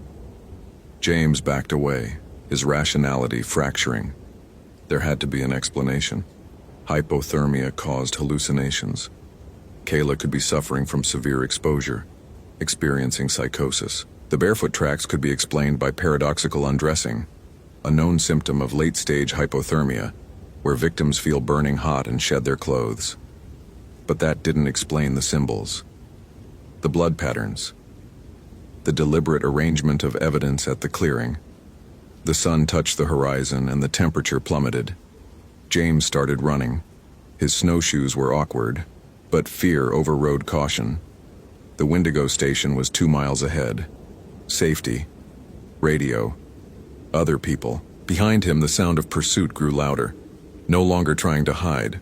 Branches exploded as something large crashed through the underbrush, getting closer. James risked a glance back and immediately wished he hadn't. Something moved between the trees. Tall, impossibly tall, pale as snow and gaunt as famine. It moved with a jerking, wrong-jointed gait, covering ground in tremendous strides. And its eyes, if those empty sockets could be called eyes, fixed on him with unmistakable intelligence. He stumbled, caught himself, kept running. His grandmother's voice echoed in his memory. The Vitico is never satisfied. It consumes and consumes, but the hunger only grows, and those it touches become hunger themselves. Mythology, folk tales, cultural warnings against the dangers of winter and isolation. Except it was real. It was chasing him, and it was gaining. The station appeared ahead, its dark shape silhouetted against the twilight sky. James hit the stairs at full speed, fumbled with frozen fingers at the door lock. Behind him, the thing emerged from the tree line. In the dying light, he saw it clearly. 7 feet tall, skeletal thin, skin stretched drum-tight over protruding bones. Its mouth hung open, jaw distended impossibly wide. And from that mouth came sounds, wet, clicking sounds, like bones scraping against each other. The door opened. James threw himself inside, slammed it, threw the bolt. He grabbed his radio, fingers barely working. Base, this is Whitmore, emergency, there's something. How could he explain? How could he make them understand? The window exploded inward.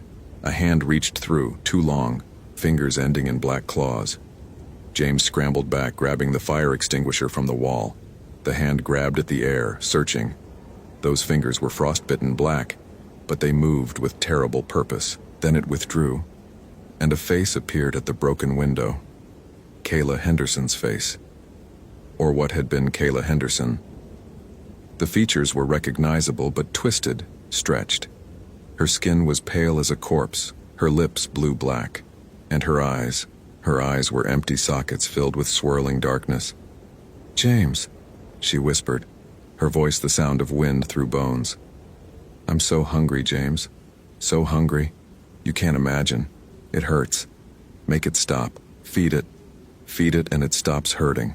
Kayla, listen to me. You're sick. You need help. I can... Too late." The scream was barely human. "I ate, James. I was so cold and so hungry and I found it. The offering, the ritual, the old ways. I ate and it felt so good, but now I can't stop. I can't stop being hungry." It withdrew from the window. James heard it circling the station, testing doors, windows, looking for a way in. His radio crackled. James, we lost your signal. What's your status?" He grabbed it. "Carol, listen carefully. Don't send anyone to Wendigo Station. Don't send anyone to the island until spring. Quarantine the whole damn place if you have to." "What? James, you're not making sense. We've got the forensics team loading up now." "No!" He was shouting now, his composure shattered. "There's something on this island. Something old. It's got Kayla. It's changing her. And if anyone else comes here..." He looked at the window where Kayla's ruined face appeared again, pressed against the glass, watching him with that terrible hunger. "If anyone else comes here," he continued, his voice dropping to a whisper, "it spreads." The scratching at the door intensified. Wood splintered.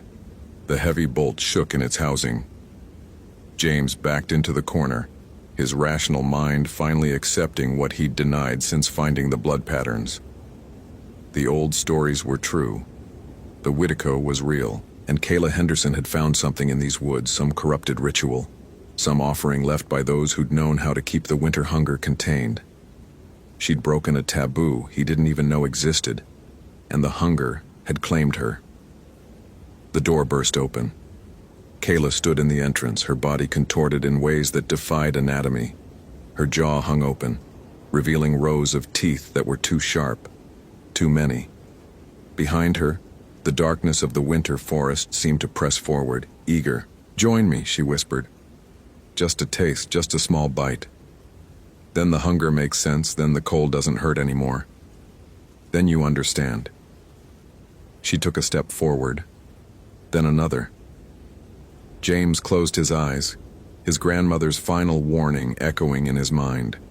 Never eat in the hungry time, never take what the winter offers, because the Witiko's hunger is eternal, and it shares that eternity with all who taste it. When he opened his eyes, Kayla was inches away. Her breath, cold as the space between stars, washed over him. Her hand, those terrible black claws, reached for his face. "Choose," she whispered. "Predator or prey, hunger or food. There is nothing else now." The radio crackled one final time. "James, James, respond." But James Whitmore couldn't respond, because he was making a choice no rational man should ever have to make. And in the frozen darkness of Isle Royale, something ancient and eternally hungry laughed with voices that should have been human. They found the Wendigo station in April, when the ice finally broke. The door hung open. Blood painted the walls in those same deliberate patterns. 2 sets of tracks led away from the station into the forest. 1 pair of snowshoes, 1 set of impossibly large barefoot impressions, and in the corner, scratched into the wooden floor with what forensics determined to be fingernails, a message. "The hunger grows." The forensics team spent 3 days searching the island. They found no bodies, no evidence of James Whitmore or Kayla Henderson beyond their abandoned equipment and those haunting tracks that always led deeper into the island's interior. What they did find, in a cave on the island's north shore, were older symbols. Ancient petroglyphs that matched the carvings James had photographed. And beneath them, bones, human bones, some dating back centuries, and all of them showing signs of tooth marks. The Park Service closed Isle Royale indefinitely, citing ecological concerns. The official report listed both Whitmore and Henderson as lost to exposure, their bodies likely claimed by the lake or wildlife. But the rangers who'd worked with James knew better. Carol had heard his last transmission. She'd heard the fear in his voice, the rational mind of a 20-year veteran crumbling under the weight of something impossible. She'd also heard the other sounds on that transmission, the scratching, the wet, clicking noise. And underneath it all, a voice that might have been James Whitmore, repeating the same word over and over. Hungry, hungry, hungry. The island remained empty. The researchers never returned. The winter crews were reassigned, but sometimes, on the coldest February nights, pilots flying over Lake Superior report strange lights on Isle Royale, and fishermen on the mainland occasionally see figures on the frozen lake, walking from the island toward shore. Tall figures, moving with that wrong-jointed gait, always heading toward places where people gather, always searching, always hungry. Hope you felt real chills. If you appreciate genuine horror, consider following. Which moment scared you most?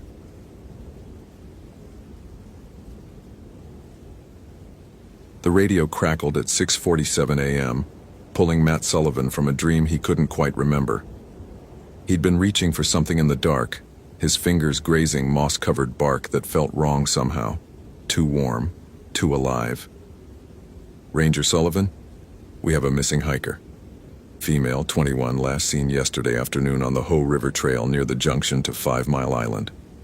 Dispatch's voice carried the particular flatness that came from reading from a report. "Family called it in 20 minutes ago. They were supposed to pick her up at the visitor center last night." Matt sat up, his hand already moving to the duty belt on his nightstand. His cabin window showed the characteristic gray pre-dawn of Olympic National Park in October, the kind of diffuse light that seemed to come from everywhere and nowhere.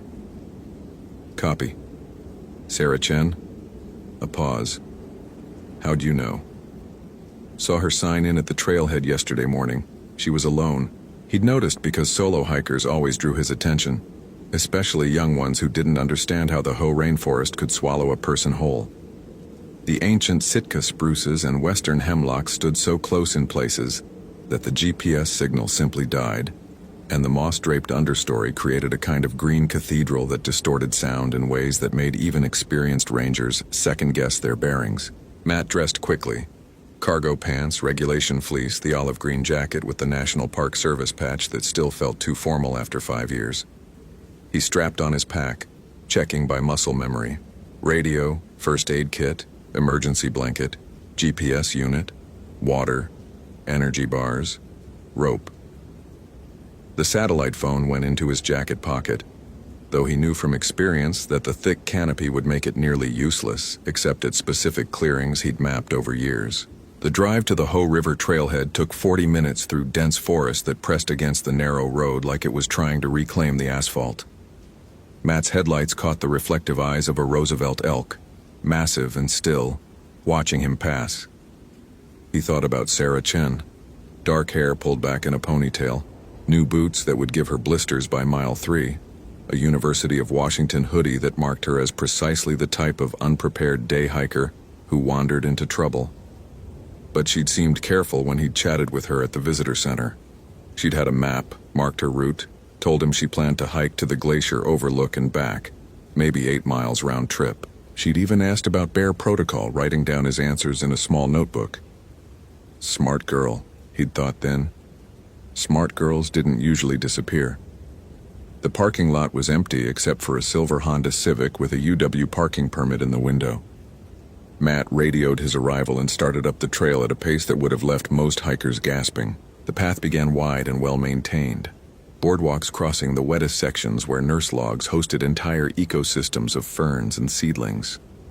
The air smelled of decay and growth simultaneously, that particular perfume of a temperate rainforest where things died and were reborn in the same breath. He'd walked this trail hundreds of times in 5 years, could probably navigate it blindfolded by counting his steps. Left turn at the massive cedar with the fire scar, right at the boulder shaped like a crouching bear. The junction to 5 Mile Island appeared at mile 2.3, marked by a weathered sign and a narrowing of the trail that most day hikers avoided. Matt stopped there, studying the ground. The recent rain, and there was always recent rain, had turned the trail to mud that held impressions like memory. He found her boot prints easily enough, the tread pattern from new Merrill's heading deeper into the forest. But there was something else. The prints seemed to double back in places, circling certain trees as if she'd been looking for something, or... He pushed the thought away before it could form fully. Sarah. His voice disappeared into the moss-draped canopy, absorbed so completely it was like shouting into a pillow. Sarah Chen, park ranger, call out if you can hear me. Nothing but the whisper of wind through hemlock branches and the distant murmur of the Hoh River, running high with autumn rains. Matt continued deeper, following the boot prints. They stayed on the trail for another mile, then veered off onto what looked like an animal path, barely visible between the sword ferns and salal. This was wrong. Hikers didn't just wander off established trails, especially not careful ones who asked about bear protocols, unless they were chasing something, or running from something. He felt the old tightness in his chest, the one that had lived there since that night 3 years ago in Gifford Pinchot. The night they'd found Marcus Holloway standing waist-deep in a creek at 3 a.m., hypothermic and incoherent, babbling about a woman who'd called to him from the trees. Marcus, 30-year veteran ranger, toughest man Matt had ever known, had never returned to the forest. Last Matt heard, Marcus was managing a hardware store in Tacoma, refusing to even drive past anything that looked like woods. Matt had found Marcus, had wrapped him in emergency blankets and called for extraction. But he'd seen something in Marcus's eyes that night. Not fear exactly. Recognition. Like Marcus had finally understood something terrible and fundamental about the places they worked. The boot prints led him off trail for 20 minutes, deeper into the primeval forest where the trees grew so thick the undergrowth thinned to shadow. His GPS showed his position, but couldn't account for the disorientation he felt, the way the usual landmark seemed shifted. That cedar shouldn't be leaning that direction. That cluster of boulders wasn't on his mental map. Then he saw her. Sarah Chen stood maybe 40 yards ahead, facing away from him, her UW hoodie dark with moisture. She was utterly still in a way that living things rarely managed, like a deer that sensed a predator but hasn't yet decided which way to bolt. Sarah. Relief flooded through him. Sarah, it's Ranger Sullivan. Are you hurt? She didn't turn, didn't move at all. Matt approached carefully, aware of how thick the ferns grew here, how easy it would be to twist an ankle in the root systems that snaked across the forest floor. Sarah, your family is worried. Can you hear me? When he got within 10 feet, she turned. Her face was pale, lips slightly blue, eyes wide and dark. There was a small cut on her forehead, a thin line of dried blood disappearing into her hairline. I can't find the trail, she said. Her voice was flat, distant. I've been walking in circles, nothing looks right. Matt felt his ranger training kick in, pushing aside the unease that prickled up his spine. That's okay. That happens. The forest can be disorienting. I know the way back. Come with me. He reached for her arm, but she stepped back. I saw someone, she said. Earlier. A woman. She was lost too. She asked me to help her, but when I tried to follow her, she disappeared. Then everything got confused. The tightness in Matt's chest doubled. Sarah, there's no one else out here. No other hikers registered on this trail yesterday. I know what I saw. Her voice gained an edge, the first sign of emotion. She was wearing old clothes, like really old, a long dress, and she kept saying she needed to find the river, but she couldn't remember which way. Matt's professional calm wavered.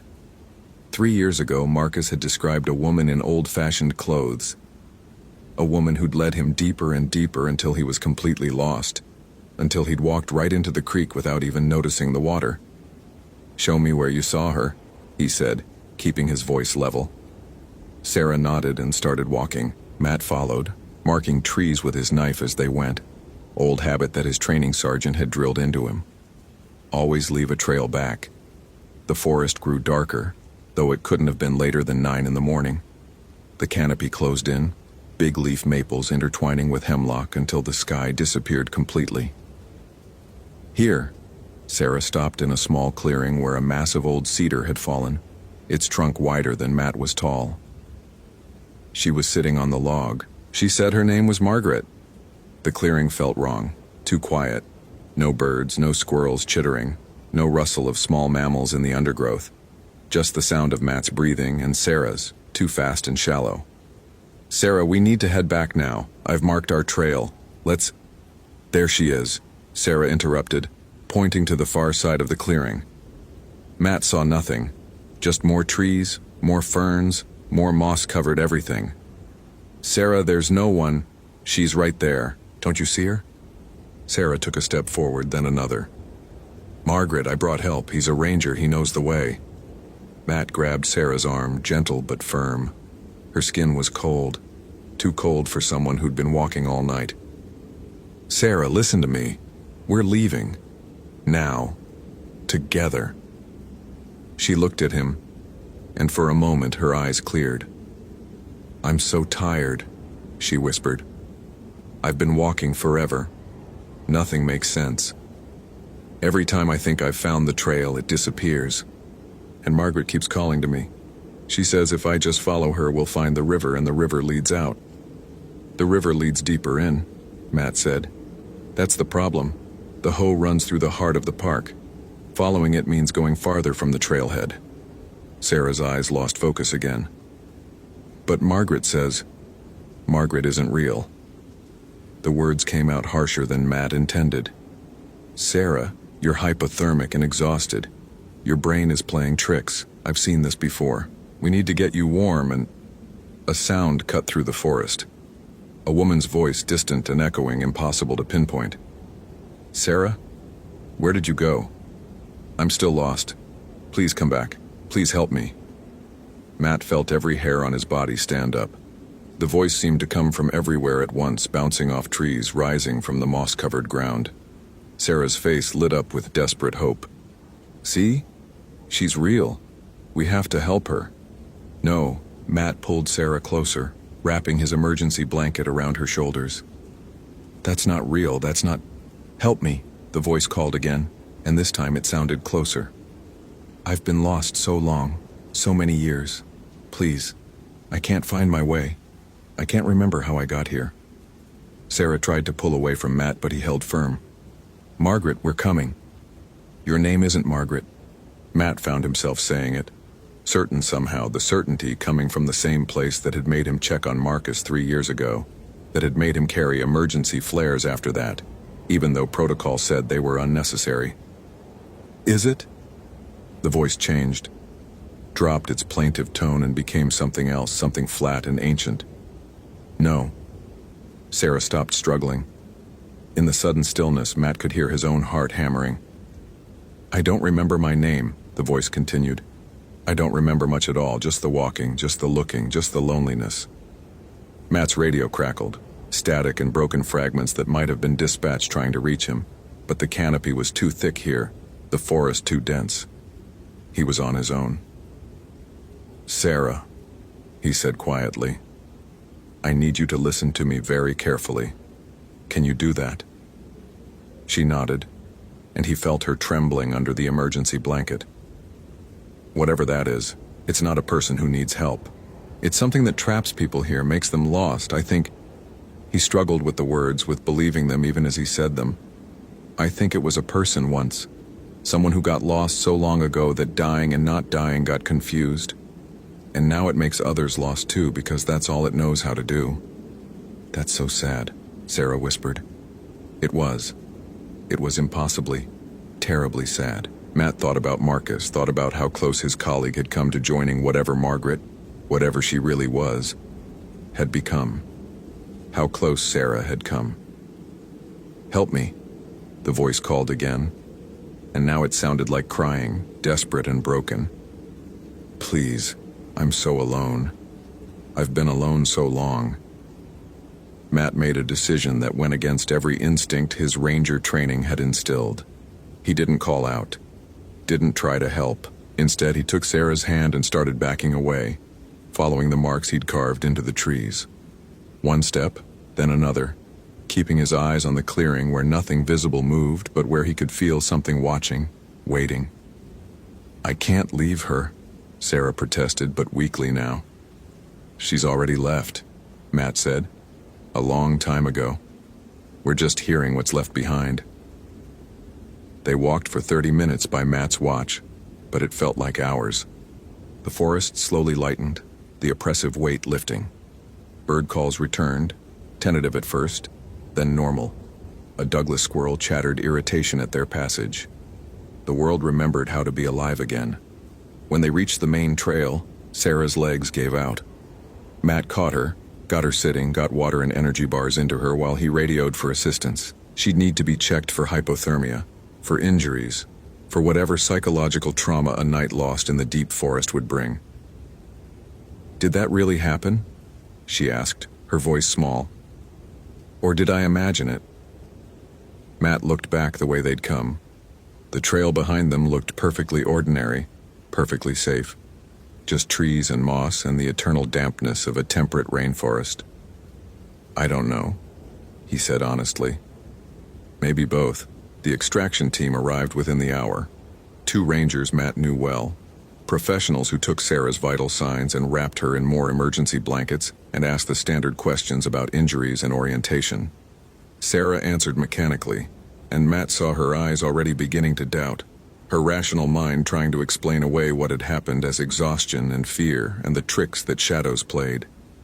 Maybe that was better. Maybe that was the only way to keep living normally, to walk in forests without terror, to forget. Matt filed his report that evening, sitting in his cabin as rain drummed on the roof. He wrote about finding Sarah Chen approximately 2.8 miles from the trailhead, off trail by roughly 0.4 miles. He noted signs of mild hypothermia and disorientation, consistent with exposure.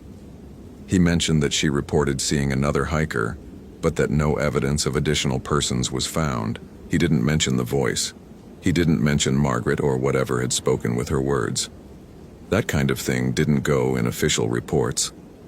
That night, Matt dreamed about the forest. In the dream, he was looking for something, walking deeper and deeper into the green darkness, and somewhere ahead he could hear someone calling.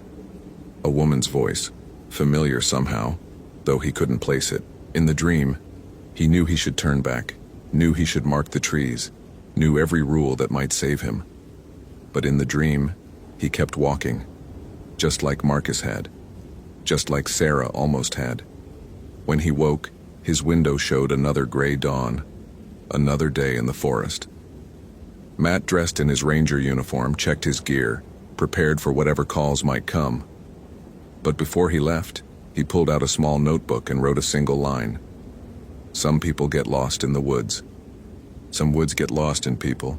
He didn't know which was worse. Thank you for reading to the end.